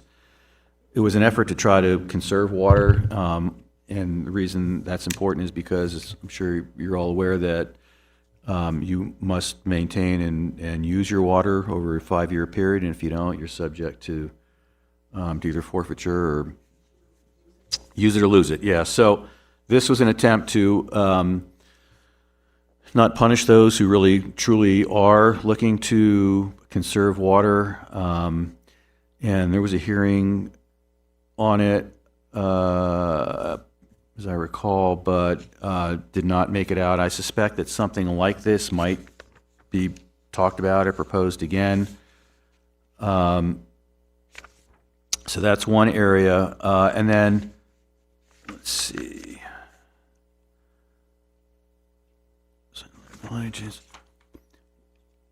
AB 109, excuse me. This is a bill that we had talked about with this group last session. Geothermal. And it has to do with water that is used. Where's my, here we go. Okay. So this is dealing with water that is non-consumptive, has no consumptive use, and more specifically, exploration wells that are being used to explore for lithium brine. Those pilot wells, I think, have an exception of up to 5 acre-feet per year for exploration, as granted by the Nevada Division of Minerals. Does not go to the Division of Water Resources for approval, but the Division of Water Resources gets a copy and they can review those to see if they have any issues, but the permit itself is issued by the Division of Minerals. Also,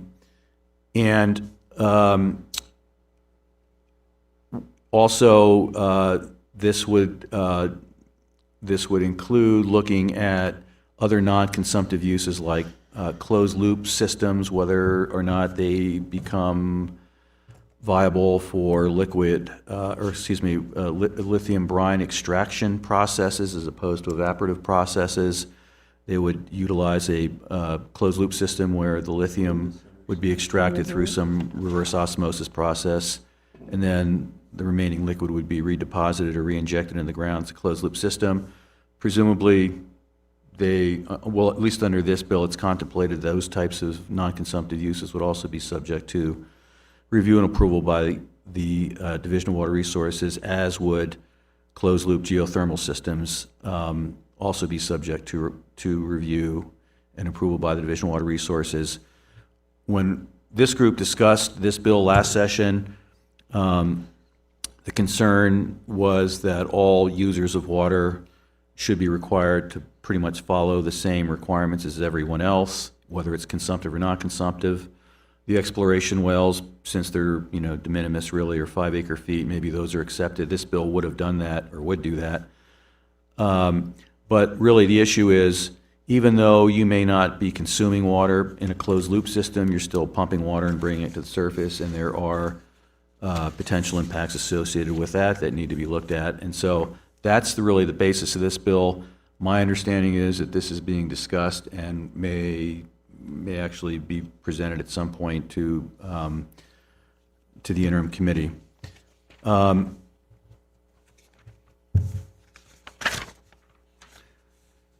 There's another bill. On that, Jeff, I want to just chime in here for a second, Norm Frey, that the data centers are going to be another one that some of them use a closed-loop system, but they're going to have an initial consumption of water. We want to make sure that our communities where they place these data centers are aware of how much water they're going to take from a community, and it all has to be tracked.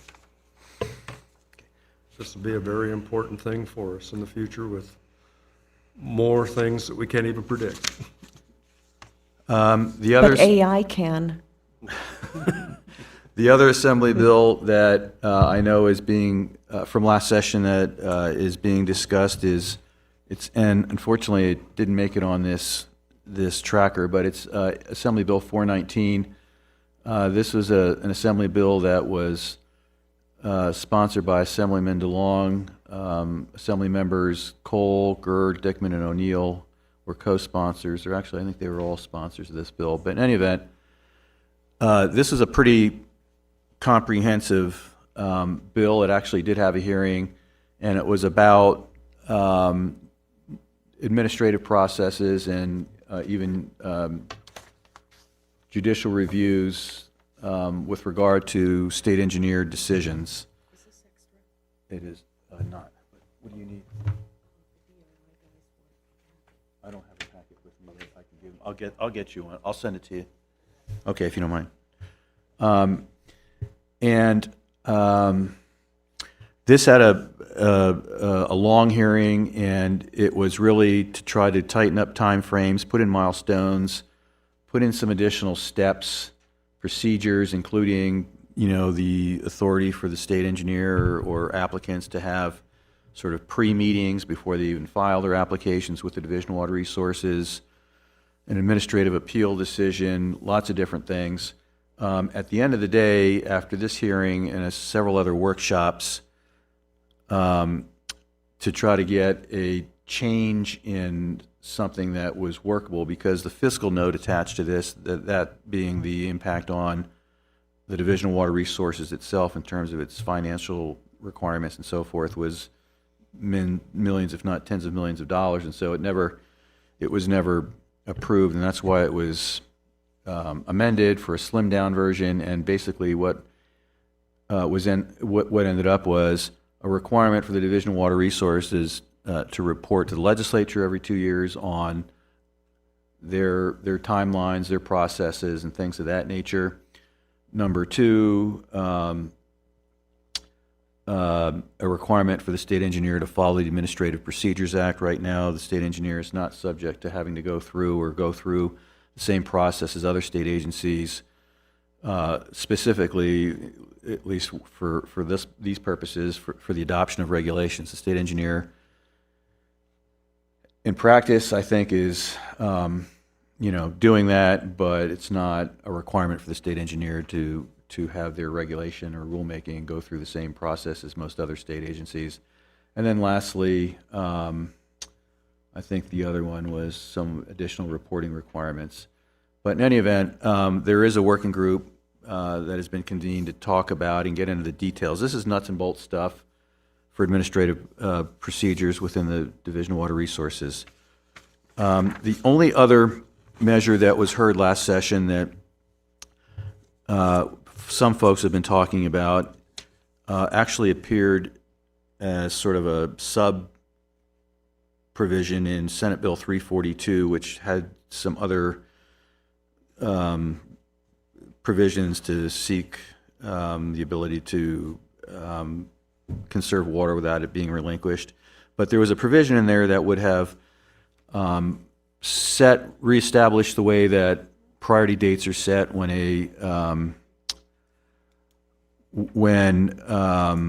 a permit for a water right is canceled by the state engineer.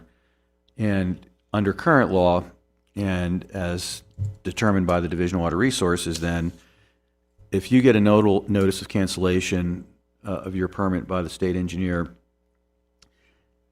and you appeal, there's a 30-day appeal period or some appeal period, and you can provide evidence that cancellation was in error or inappropriate, or legally they shouldn't have done that.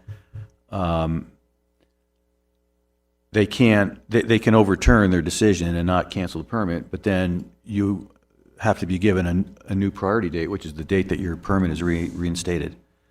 That seems patently unfair to me and many others, and so in SB 342 there was a provision to go back to the original priority date if you have a canceled permit that is in fact reinstated. So there may be some interest in moving that forward. And then the last one, I missed this one.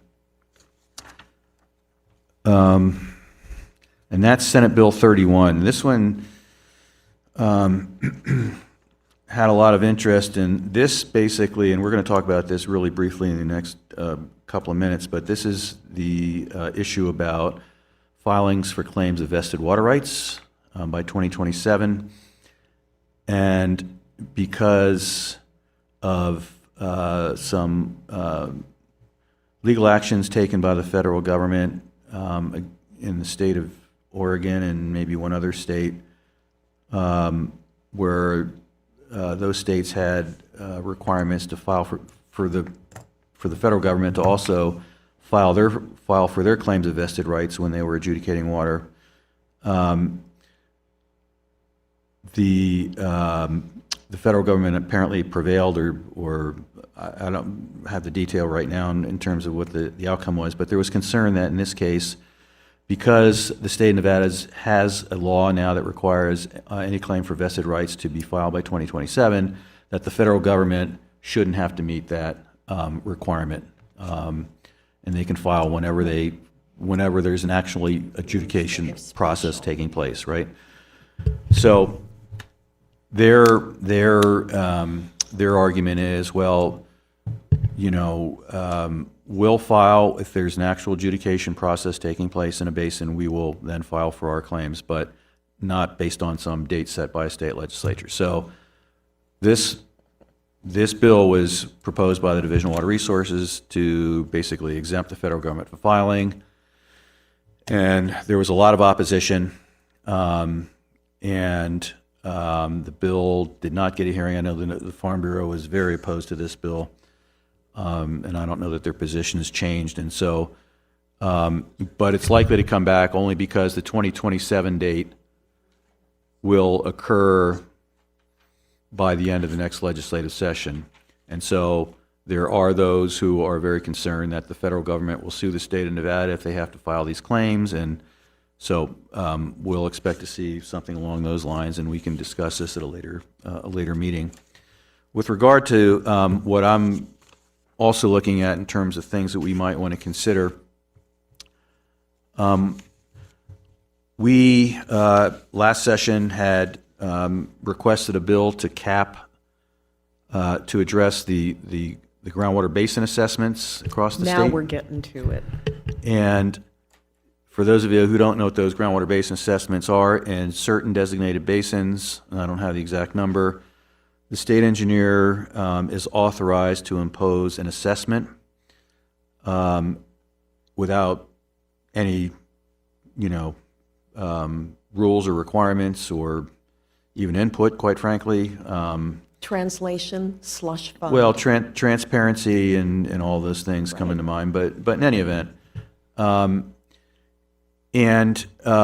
then once that assessment is imposed, then the county commission gets the letter that says, put that on your tax rolls, and it goes on a tax rolls as an assessed value or ad valorem value if the basin is predominantly agriculture. If it's not predominantly agriculture, it goes on each parcel as a tax, and the county gets to collect it and send it back to the state. And what happened, at least in the previous two sessions, for the 2021 and 2023, the governor's budgets for both of those sessions basically took those basin assessments, put them into the Division of Water Resources operating budget, and then reduced the state general fund appropriations by an equal amount, basically to make up a budget shortfall for the state.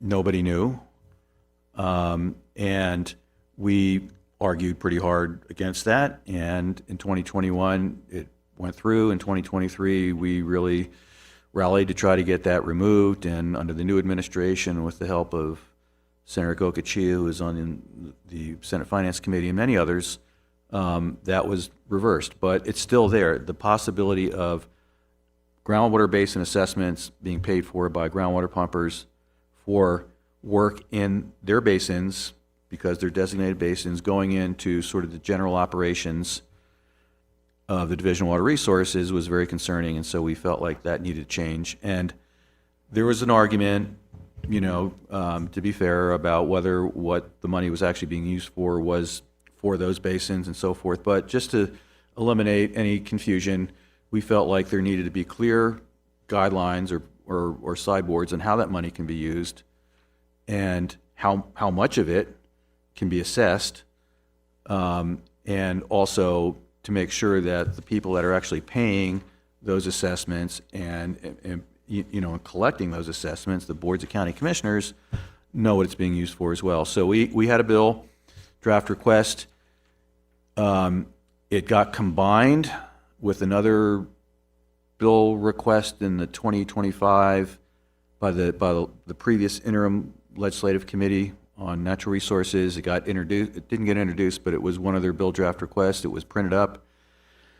The state put a fiscal note on it, so it never got a hearing. But in the interim, or I should say during the session, towards the end of this last session, we were able to reach an agreement with the state engineer and the Department of Conservation and Natural Resources on language that would basically do a lot of what I just mentioned, which is to cap the amount that the state engineer could impose as a basin assessment.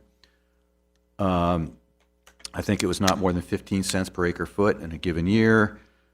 But then they could go above that if they had a hearing in the basin where the assessments are being imposed.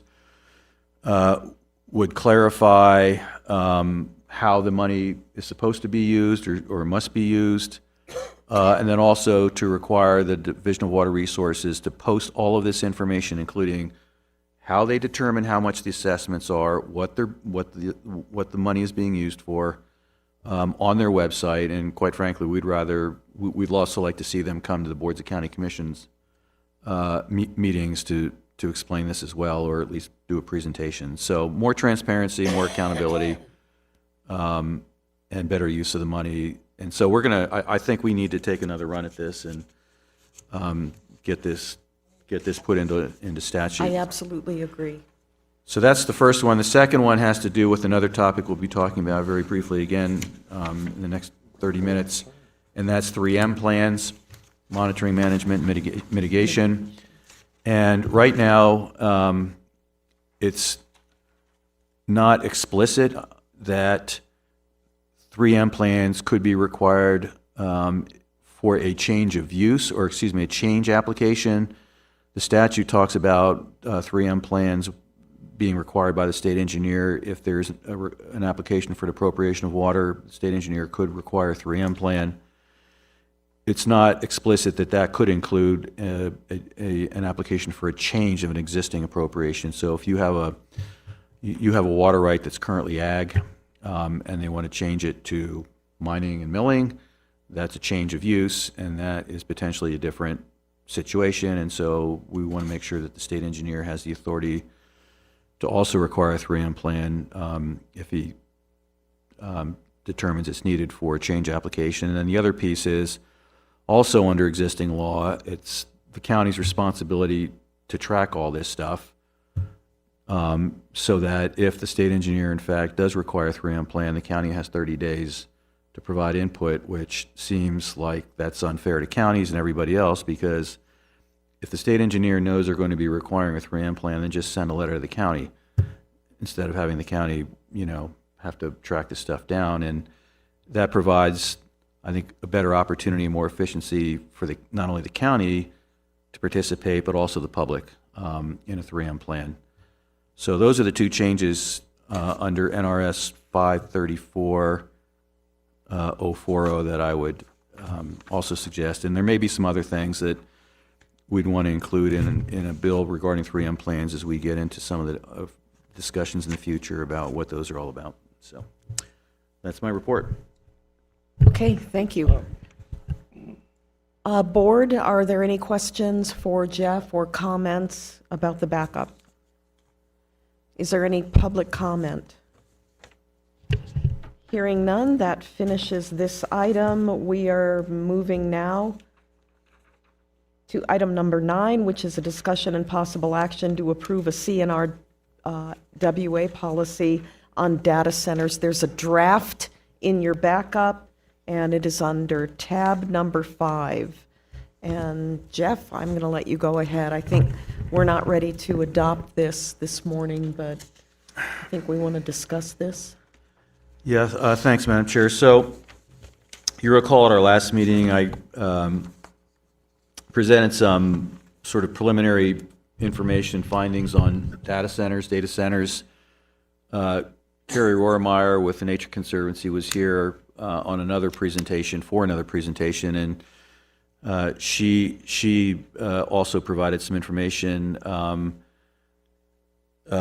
Carrie is also I think a City of Reno Planning Commissioner, and had invited me just a couple days previous to that meeting to I attended virtually a workshop that the City of Reno folks, some City of Reno folks convened to talk about data centers in Reno. And in Reno, I've read articles suggesting that Reno is like one of the top 3 emerging markets for data centers in the world.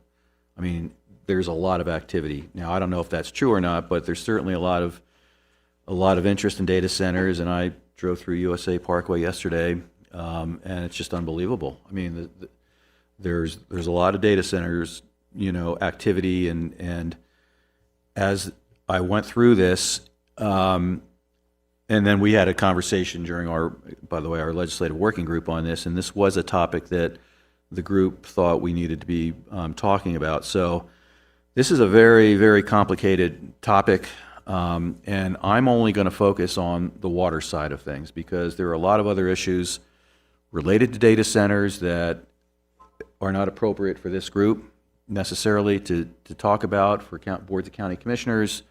That's a different story because you cover more than just water. You cover everything else, tax revenues, jobs, impacts on your communities, all of those things.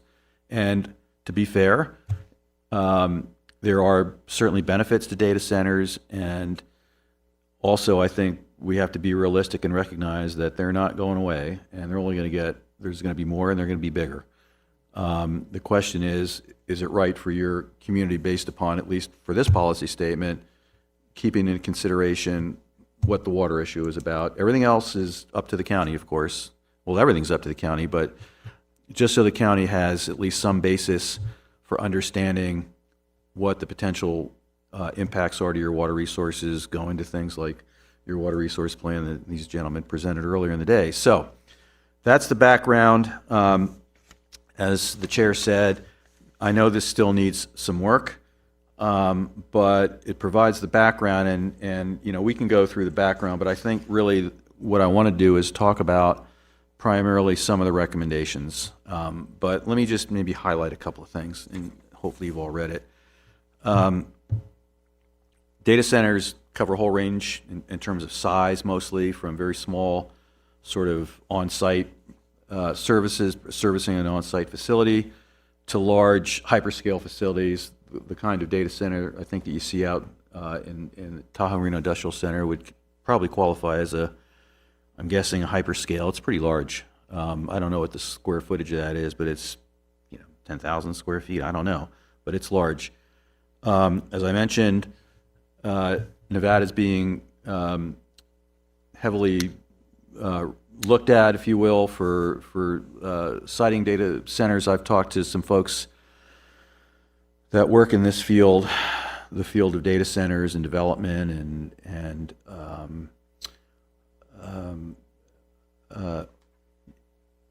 federal funding in places back east and in the Midwest, and they're not doing very well back there in terms of finding locations. Northern Virginia, I guess, is really the hot spot right now because of obviously the federal government. But beyond that, people are concerned about things like, noise. There are 24/7 operations, just a lot of different things. And so Nevada is open for business, and that's great, and we want it to be open for business.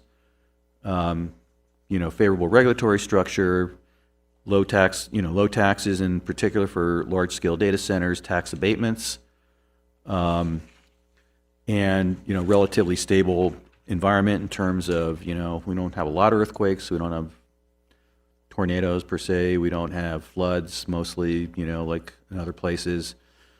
But, it's you could build a data center in Nevada, and you're going to be fairly confident that it's not going to be destroyed by some natural disaster, hopefully, compared to maybe some other counties or other states or regions.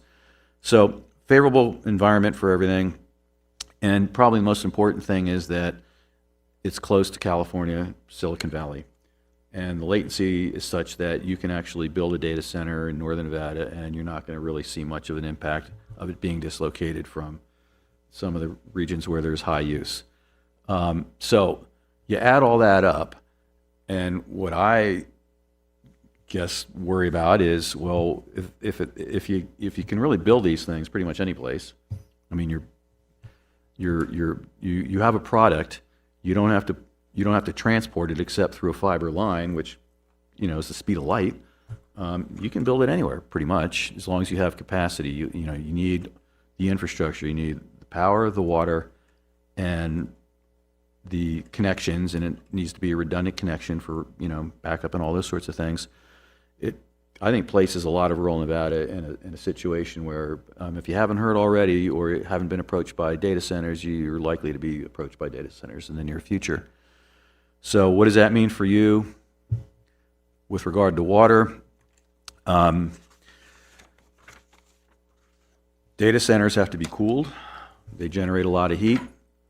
And there's two ways to cool data centers. You can use water, and you can rely on power without, air cooling, without having to do things like evaporative cooling. And if you do evaporative cooling, you use not a lot of energy. If you do air cooling, you don't use a lot of water, but you're using a lot of energy. And so you got to find that balance. Now in Southern Nevada, the Southern Nevada Water Authority, they have some data centers there already, but they will no longer approve any water cooling for data centers, evaporative cooling. And that's the case for everything, for any kind of water evaporative cooling in Southern Nevada. So you can't build a data center, at least in the Southern Nevada Water Authority service area, using evaporative cooling. But I'm not aware of any other prohibitions around the state for evaporative cooling unless your county or your municipality has such an ordinance. So some of the things that, and by the way, two other comments before I get into some of the suggestions here. In addition to the actual cooling of the data center, the environment, the building itself, you have the potential for water use being consumed by energy, the production of energy. Natural gas uses water. There are other, geothermal uses water for producing energy if it's not a closed loop system.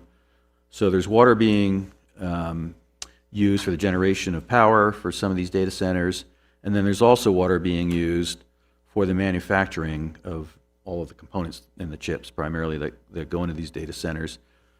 Those are not likely to be direct impacts to your county, although if the energy that is being used to supply the data centers is being produced in your county, and it's geothermal or natural gas or some other energy source that utilizes water, you are also having that impact as well.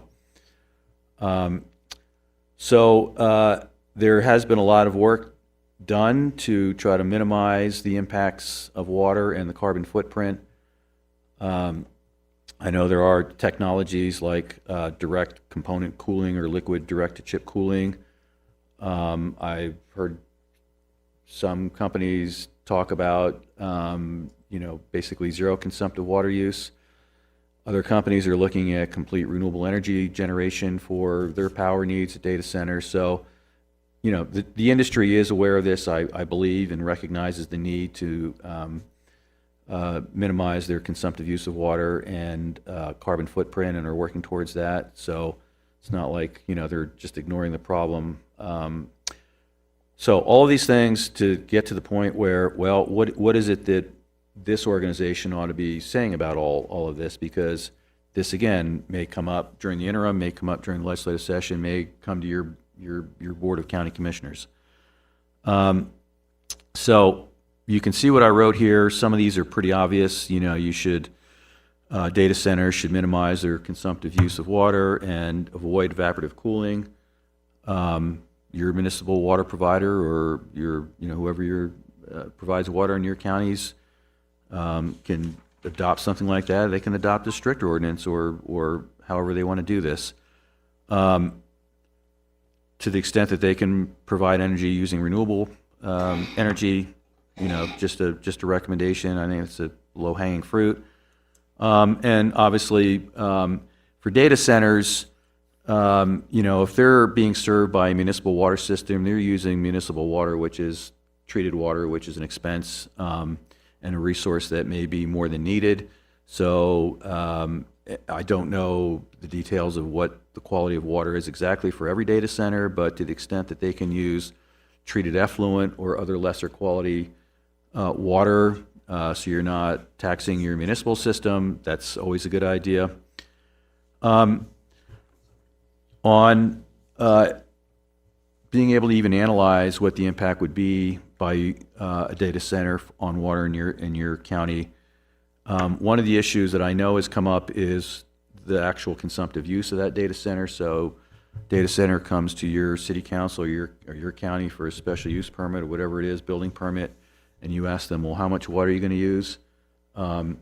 Sometimes you're not going to get that answer because they're proprietary. Other times they may not know, but I think you should know how much water these data centers are going to be using, and both consumptive and non-consumptive uses, and they should be upfront with that information. Then also, there has been some discussion about the impacts of certainly electrical service to data centers on ratepayers in the service area of their power provider, mostly NV Energy. But what about the water side of things? If you have a municipal water system that's serving a data center and they're using a lot of water, that the infrastructure needed to provide that service to the data center should not be spread out amongst the rest of the ratepayers in that service area, just like it shouldn't be for electrical service as well. And then there's also a metric that has been established. It's called the Water Usage Effectiveness metric, and that ratio compares the data center's annual water usage to energy consumed by its computing equipment. So it's a sustainability metric. The lower the number, the better. And I don't know how this could be done or whether this is feasible, but there are places around the country and around the world where there are limits set. But if nothing else, it's a metric so you can track that usage, and you want to get that number as close to zero as you possibly can. Zero is probably not possible, but again, the lower the number, the better. And track that and monitor that. And then lastly, as a county, if you are managing, owning and operating water systems, or you have municipalities, and municipalities should be part of your water resource plan as well, they should have the ability or the authority to restrict water usage or even deny water usage based upon their ability to provide service. And so we want to make sure that remains as an authority for water providers to be able to manage their water systems to protect their customers. Do you think policy statements like this are something that could or should be included in a county's water resource plan? Well, it could be. I mean, I think that part of and Daniel and I have had this conversation, and I know that in, for example, Humboldt County and some of the other water resource plans that I've read from some other counties, maybe Eureka, but certainly in Humboldt, the water resource plan is not just information. It should be actionable to the point where your Board of County Commissioners could adopt an ordinance. I know in Humboldt County they have ordinances about what's required for someone who wants to do an interbasin water transfer, for example. There's ordinances about that. And I believe that you could do the same in a water resource plan, is recommend certain ordinances. Now, you get into a different aspect of the plan, which, might be a phase 2, and there you want to get, and if folks are interested in that, we can certainly try to figure out how to get the legal assistance on that. But, you can use your district attorney to come up with ordinances that would address some of those things that might be in some of these recommendations that you can include in your plan. Yeah, like jumping ahead of what could potentially be a problem for your county. Because you're right, more and more, they're looking away from the population centers and they're looking more towards the frontier. So anyway, that's it. Like I said, I wasn't expecting to have this, or don't necessarily want you to take action on this today. This is for discussion purposes. If anybody wants to call me and talk about this or has any recommendations, let me know, and then we'll work it through the working group and then bring it back to the next CNRWA board meeting. Okay. Thank you, Jeff. Board, any comments? Norm? Norm always has a comment. The importance of this is you're working with companies like Google, Microsoft, things like that. They've got pretty good public relations campaigns, ways to present things. Make sure you ask a lot of tough questions and you get a lot of the answers to those tough questions. This proprietary information thing, to me, is just a smoke screen to say, we don't want to tell you but you don't want to build these entities as an adversary either, because they may have better legal teams. So just keep that in mind for your communities. And I'll just add one thing quickly. There are some subjects, as several of my colleagues and Jeff knows, that NACO historically has always stayed away from, and nuclear energy was one of them. But I really, really believe, as somebody who has studied the industry for many, many years, you're going to see a bigger resurgence of nuclear energy as more AI and data centers come online. And that's particularly important for Nevada because there are absolute implications for taking the Yucca Mountain repository off of life support. So that's my comment. Anybody else have anything for this item? No? All right. I say the same thing every meeting. I've done this for more than 20 years. My commitment to you is to have you out of here by 1 o'clock, no later than 1 o'clock. So we're going to slam right through the next couple of items. We are at item number 10. That is tab 6 in your backup. And the item is a presentation on requirements for claims of vested water rights. Jeff Fontaine. Thank you, Madam Chair. I'm going to make this one quick because I would imagine that most, if not all of you, have already heard this at least once, if not more often. And that is, there is a state law that now requires any claims for vested water rights. Those are rights that, for water that were put to beneficial use or were used prior to the enactment of water laws in the state of Nevada. So that's 1905 for streams and springs, 1913 for artesian wells, and 1939 for all groundwater. If you miss the deadline, then you can't make a claim to that water in the future. And so the question, of course, is, well, how do I know that I think this water right is mine, or it belongs to me, or was given to me, or conveyed to me. How do I prove that? And how do I make that claim? And so I am not going to go through all this because you have the PowerPoint in your backup material.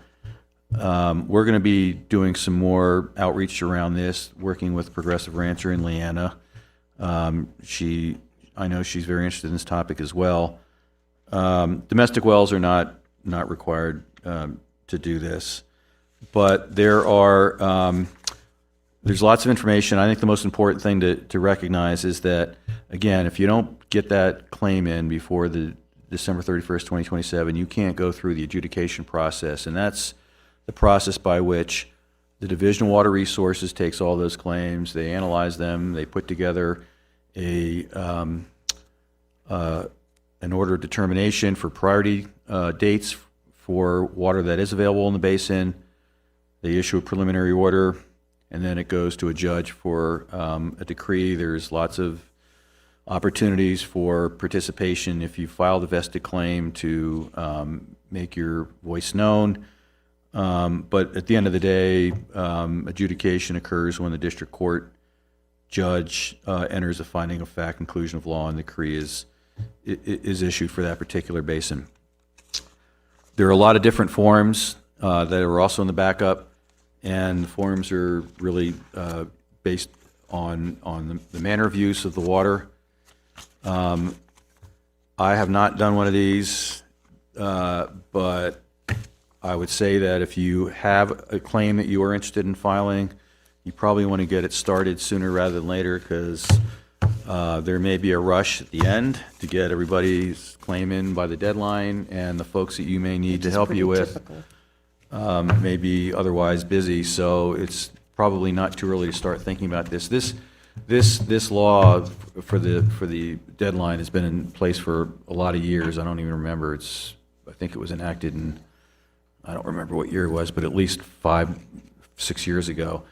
So I would encourage you to all take a look at that, and I would also encourage you to keep this in mind with your commission and your meetings, and you can somehow mention this or just remind people about this, or otherwise try to get the word out, because that's really important for people who may not have heard about this. I think that's it. All right, thank you, Jeff. Let's move right on. Shut myself off. Oh, sorry, Norm. I've turned mine on. Very important. Tell your water districts, tell your irrigation districts about this. It's going to come up. 2 years is It's going to go by really very, fast. very quickly. Go to the website and have your municipal and quasi-municipal uses, your agricultural uses. Talk to those people. Because if you haven't filed an application, you don't have anything to amend. And I have been told that at least get an application in, even if it's not going to be acceptable to them in the long run, you can amend it. There will be an amendment process. So Great point. that's what I've been told, not legal advice, but look into it. He's not an attorney, but he plays one on TV. All right, board members, any other comments on item 10? We'll move to item number 11, which is under tab 7 in your backup, and it's a presentation on the 3M program. And Jeff, you are up. Thank you, Madam Chair. So I'm going to, this is going to be part one of probably a part 2 series on management, monitoring, and mitigation, better known as 3M plans. And you may or may not know what a 3M plan is. You may have worked on one. You may have heard of one. But it's important to understand what the county's role in 3M plans is under both federal law and Nevada law. And so I'm going to try to walk through this pretty quickly, and then, as I mentioned, part 2 is going to be a deeper dive into the details of what a 3M plan, at least recommendations for what a 3M plan should include. But as I mentioned, I'll just do a quick overview of 3M plans and kind of get the ball rolling here. As soon as I pull that up here, let's see. And by the way, CNRWA does have a 3M plan policy statement, and we'll talk about any potential amendments that might be needed at our next meeting. But this is a good plan. It was developed with a lot of a lot of stakeholder engagement through the legislative working committee back in 2019, and it has stood the test of time, in my opinion, for the last almost 6 years in terms of really defining not only this organization's position on 3M plans, but I think it has resonated with a lot of other groups and organizations. But there are really two ways that a county might get involved with a 3M plan. One is through the NEPA process as a cooperating agency, and this could be for a large mining operation on public lands in your county or any other project for that matter that would require NEPA. And part of that NEPA would take a look at an analysis review of impacts on water, just like it would on wildlife, just like it would on any other feature of your county, environmental, socioeconomics, those kinds of things. But with regard to water resources, there's a required analysis. There's also, based on feedback from public comment and things of that nature, there's also recommendations for mitigation in a 3M plan or something like a 3M plan as part of a NEPA process. That falls primarily under the Federal Land Policy and Management Act as well as NEPA. That's different, but kind of the same maybe is what the state would require, but that is one way that counties could participate initially. And I'll say this because I've been through this with NACO. I would highly encourage every county, to the extent possible, to be a cooperating agency on any NEPA process for any major project in your county, because if you're not, It's absolutely critical. You're right, Jeff. you're already behind the 8 ball in terms of being able to work with or negotiate or leverage, whatever you want to call it, what you need for your county in terms of whether it's water resources or anything else for that matter. But in any event, It's overused, but as they say, if you are not at the table, you're on the menu. so thank you for that. Yeah. graphic illustration. So Right? True. there is a way you can do that, and also by being engaged in the NEPA process, you have a heads up on what the applicant might need or being applying for officially from the state engineer in terms of water needs to meet any water needs they might have. So in the case of mining and milling, dewatering, all those things, typically the mines, at least it's been my experience, they will go out and they will secure their water rights that they feel that they need for their project, whether that's new water rights, whether it's leasing water rights or acquiring, outright acquiring water rights, or they may have inherited water rights as part of a previous project or anything. They already have a pretty good handle on what they need and how they're going to meet their demand. And when they go through NEPA, then they start doing the modeling to determine what the impacts might be on other water rights in the area, on springs, creeks, domestic wells, just environmental issues in general. And they start doing that work, and then from there is when the BLM hydrogeologists start analyzing all that work. Well, if you're involved in that, you already have a leg up on what it is that they're planning to do and what the impacts might be and how they plan to mitigate some of those impacts. If you're not a cooperating agency, you will get to that point at some point, but you may not see the groundwater model at all, unless it's voluntarily given to you by whomever provided that model or whoever the applicant is, or I don't recall an instance, at least in the EISs that I've seen, where the model is actually part of the EIS. It may show the results of the model, but it doesn't necessarily show the model or how you can access or utilize the model. So those are all things to consider, but again, the emphasis here is get involved early as a cooperating agency if you can. The second then place where a county might be involved in a 3M plan is at the time when the applicant, whether they've already gone through a NEPA process or it's just any other applicant that hasn't gone through a NEPA process, applies to the state engineer for an appropriation for water for a project. There's been discussion about whether or not the state engineer should require a 3M plan for just large projects, or they can require a 3M plan for even a small project if there's complications or concerns. So on one end, you've got, for example, the Southern Nevada Water Authority pipeline project. That was a very complicated, large, complex project where the state engineer did require a 3M plan. And I don't know of a whole lot of other instances, at least for much smaller plans, where, you know, it was anything close to what was required, or, you know, the need for a 3M plan for a smaller project. And so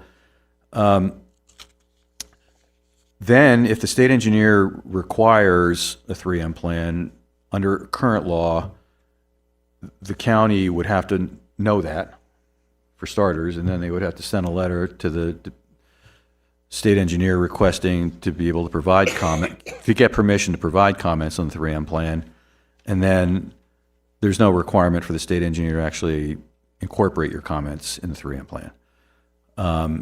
So that's one of the things we wanted to change in that law. But in any event, but that's still an opportunity for the county to go on record as having input to a 3M plan. And so I guess just a couple. Oh, did you have a comment?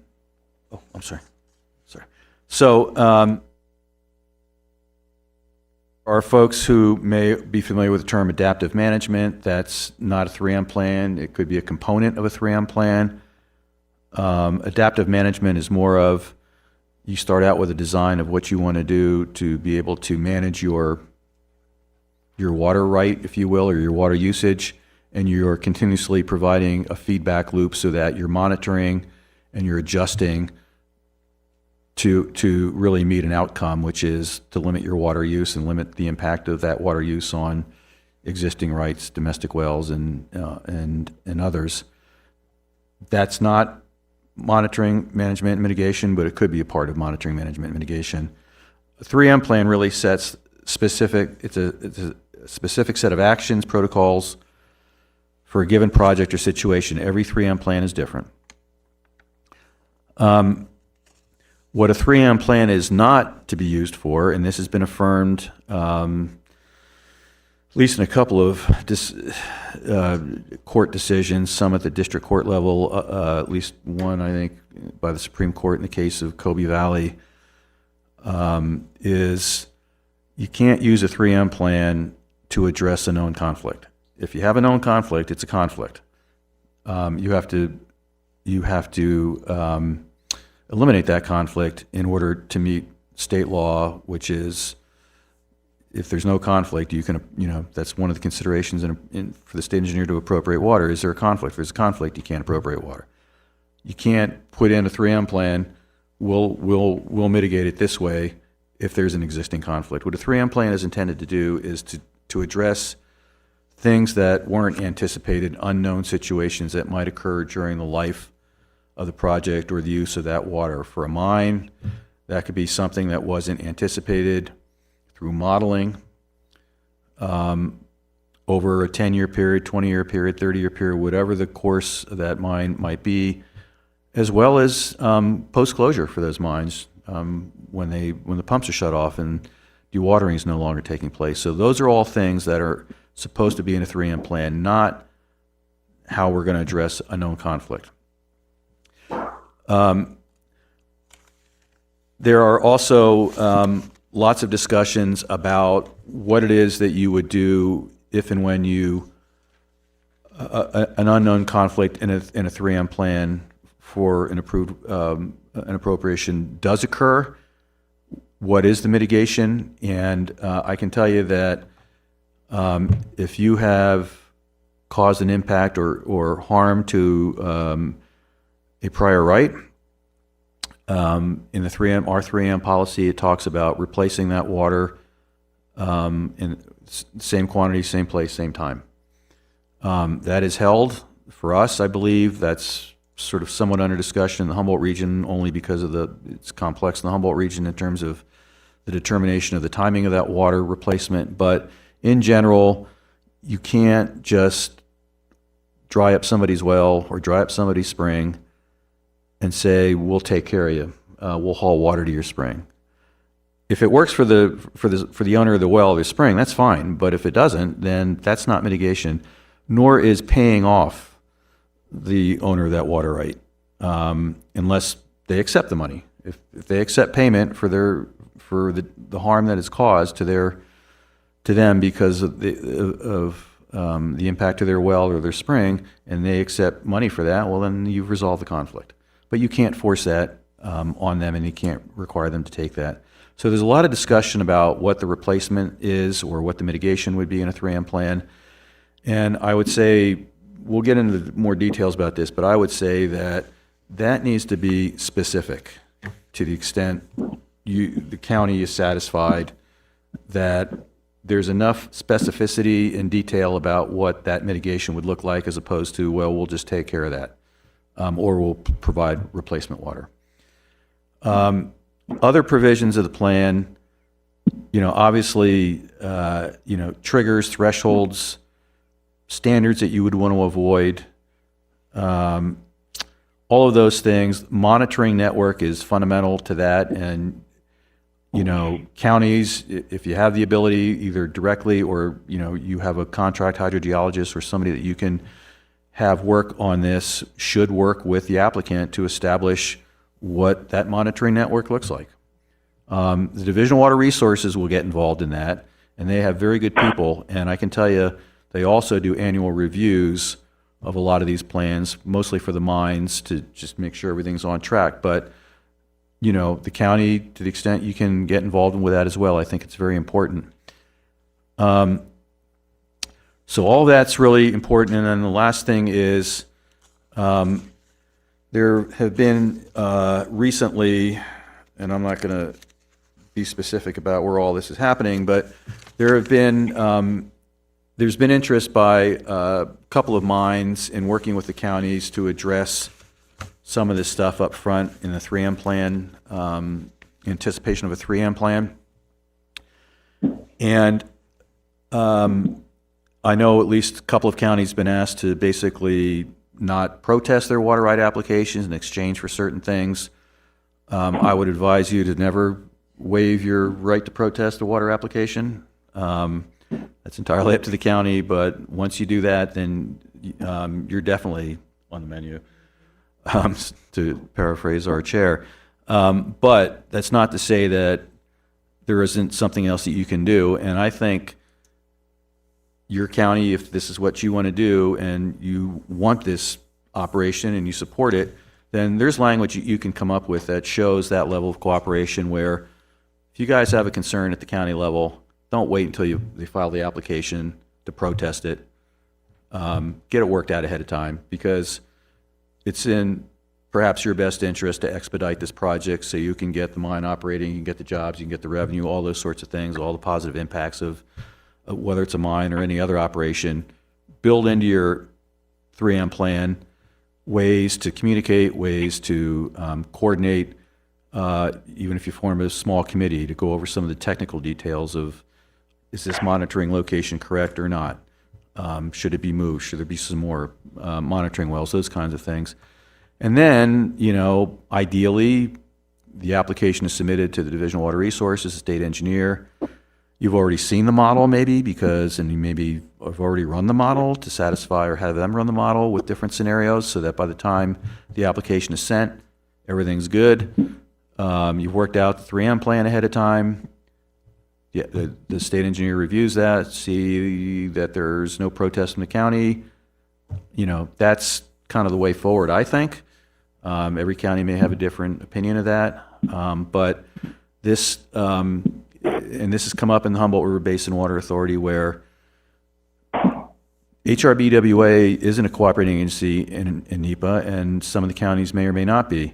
But when I see an application come through for a large appropriation and dewatering for a mine, and I don't have a model, and the only thing I see is a 2-page application online, which sometimes I don't even get to see because it's been posted late, the board wants me to file a protest because we want to get more information. And we have withdrawn protests we've withdrawn almost, I would say out of 10, 8 of the 9 of the 10 protests are eventually withdrawn because we get to sit down with the applicant, with their hydrogeologist. We watch, we have them run the models. We have Dave Berger working with us to help us with that. And the protest is withdrawn.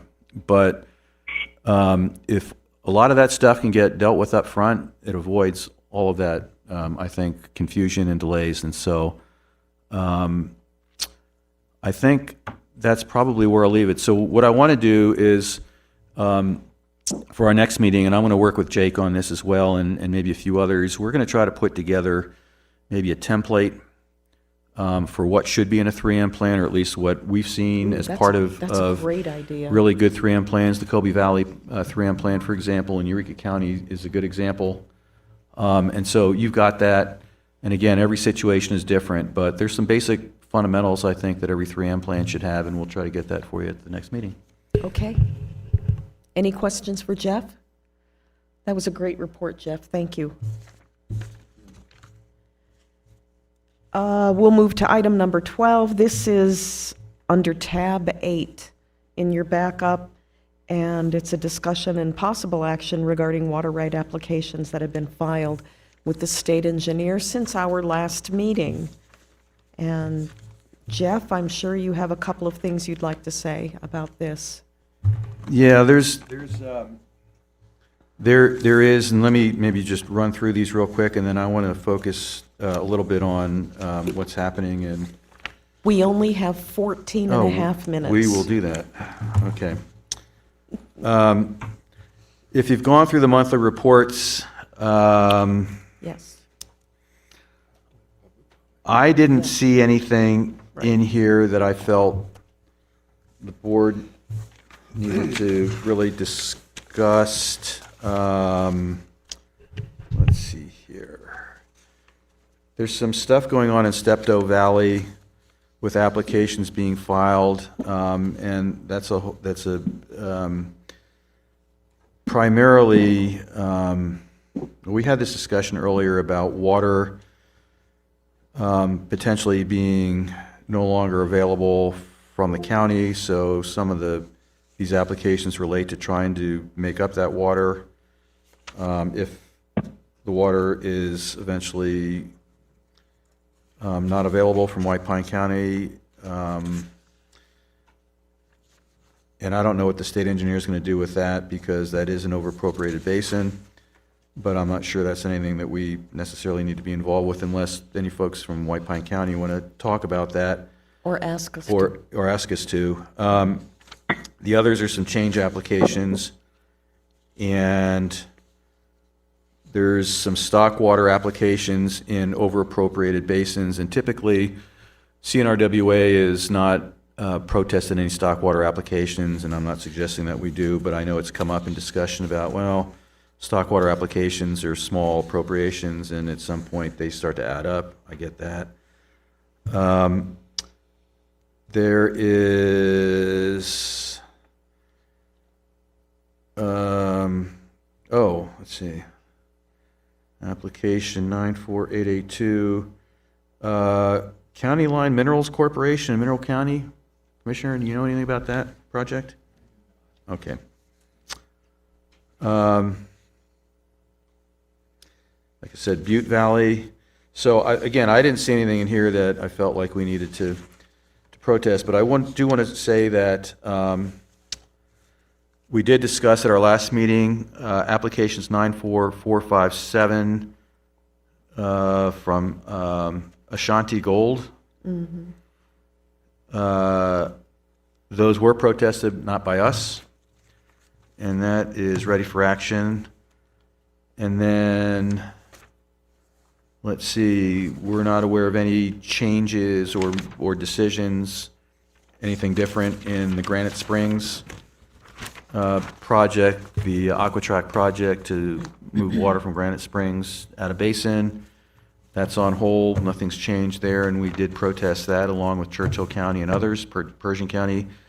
The Green Energy project in Alkali Springs 142, there was a hearing on that. There's been no decision that I'm aware of, and that was before the Supreme Court. And then Ioneer, and this is the last thing I want to talk about, and we've got a couple minutes. We've been working with Esmeralda County and the folks from Ioneer, sort of separately, individually. There's been legal stuff involved. I did get Debbie Leonard, our legal counsel, involved at the end, sort of the last, I wouldn't say last minute, but to review a draft agreement that has been circulated between CNRWA, Esmeralda County, and then potentially Ioneer, to sort of talk about the water rights and some assurances in there. There's only one other protestant, Center for Biological Diversity, I believe it is, and they're not party to this agreement, but we're just working this amongst ourselves initially. So I want to talk about that, and after hopefully Commissioner Perez or Chris will talk a little bit more about it, but the board may want to consider authorizing me to remove the protest or withdraw the protest contingent upon satisfactory outcome here or conclusion of the work that we've been doing. Can we do that and not violate the open meeting law? I believe we can, but I guess.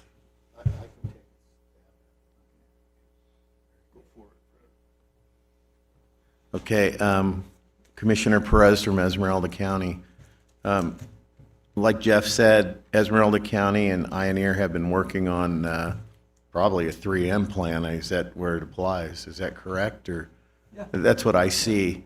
And through attorneys, and the whole way for me, what I've seen is a cooperation that's been probably how it should be.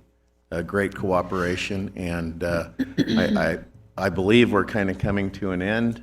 I never like commenting on it too much because you don't want too much out in public on what's going on.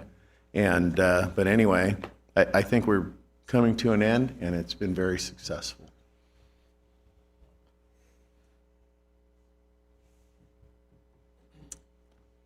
So Jeff, I'm going to pose my question again. Do you think we can authorize you to take action on behalf of the board without violating the state's open meeting law? I personally believe we can do that, but what I can do is after, if that is the pleasure of the board, I can certainly check with Debbie Leonard to see if what she thinks, but I think we can. I think I can resolve that in the motion. Oh, okay. That I would make a motion to authorize Jeff to wait a minute. withdraw our protest. But I want to make it clear which item on the agenda we're including this motion as part of. Okay. Because it has nothing Gotcha. to do, yeah. Gotcha, okay. Yeah, I agree. Excuse me, Deborah Strickland, I think we need to Yeah. re-agendize Yes. that. Thank No, you, you- Commissioner, thank you. You are absolutely right. This is Chris Wagenseller, Esmeralda County. I believe when the agreement was to protest, was you would protest if Esmeralda County protests. Wouldn't that mean if Esmeralda County withdraws the By protest? default, actually, you're right, Chris. That is one of the conditions. So, It might be moot. well, except that as a formality. But to Chris's point, Yeah. the one of the conditions for this board to even protest the application in the first place is because Esmeralda County did. So, if Esmeralda County withdraws their protest, we don't. Then we have no protest. we don't. Technically, because The of what- finding for the protest. Exactly, yeah, was no just- longer exists. So I'm thinking there's no action required on this. Good thought. Madam Chair, this is Nancy Bullock. Yeah, I forgot to do Commissioner. that. maybe go back to item 12 because that says for possible Oh, yeah, action. yeah, it is. 13 is just discussion. Exactly, so- and that was my question, was should we tie this to item number 12? Yes. Which is possible action regarding water rights applications. Yes. Yes? I Okay, believe so. then if we do that, then I'm perfectly fine Oh, with. I see what you're saying. Okay, I Yes, understand. yeah. Okay. Then we have to, I want to tie it to an agenda item for Okay. which we can take action. Ma- So then I'm good if somebody wants to Do we take have a the stab at a do you have the motion. application numbers? Andy? Do you want to, Norm, you want to take a stab at a? Hold on, let me see if I can pull up the numbers of the applications real quick.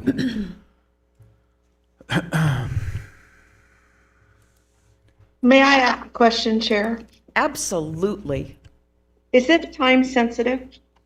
It could be. It might be. Could it be? Okay, the reason I'm asking is because I'm not sure the public is being properly notified that this action would be taking place. But if you guys are good with it, I'm good with it. Well, read the agenda item so you'll see. Let me read the complete agenda item into the record. And we're on item number 12, discussion and possible action regarding water right applications filed with the Nevada State Engineer. Discussion and possible action on October 2025 to January 2026 water right filings, previously and newly filed protest letters and comment letters by CNRWA and state engineer rulings and orders. I think So we're it's a pre- covered. yeah, I think we're I think covered. we're covered. Yeah, but Okay. I just want to see if I can find the exact protest numbers. Sorry, it'll take just a second. Okay, so they would be protest number, or excuse me, application numbers 93949, 93950, and 93951. So 939, 4950, and 51. I would move to authorize Director Fontaine to, Executive Director Fontaine to withdraw the protest to the aforementioned water right applications, and unless there is opposition to it from our attorney. That would be contingent upon. Well, can you say that on the record?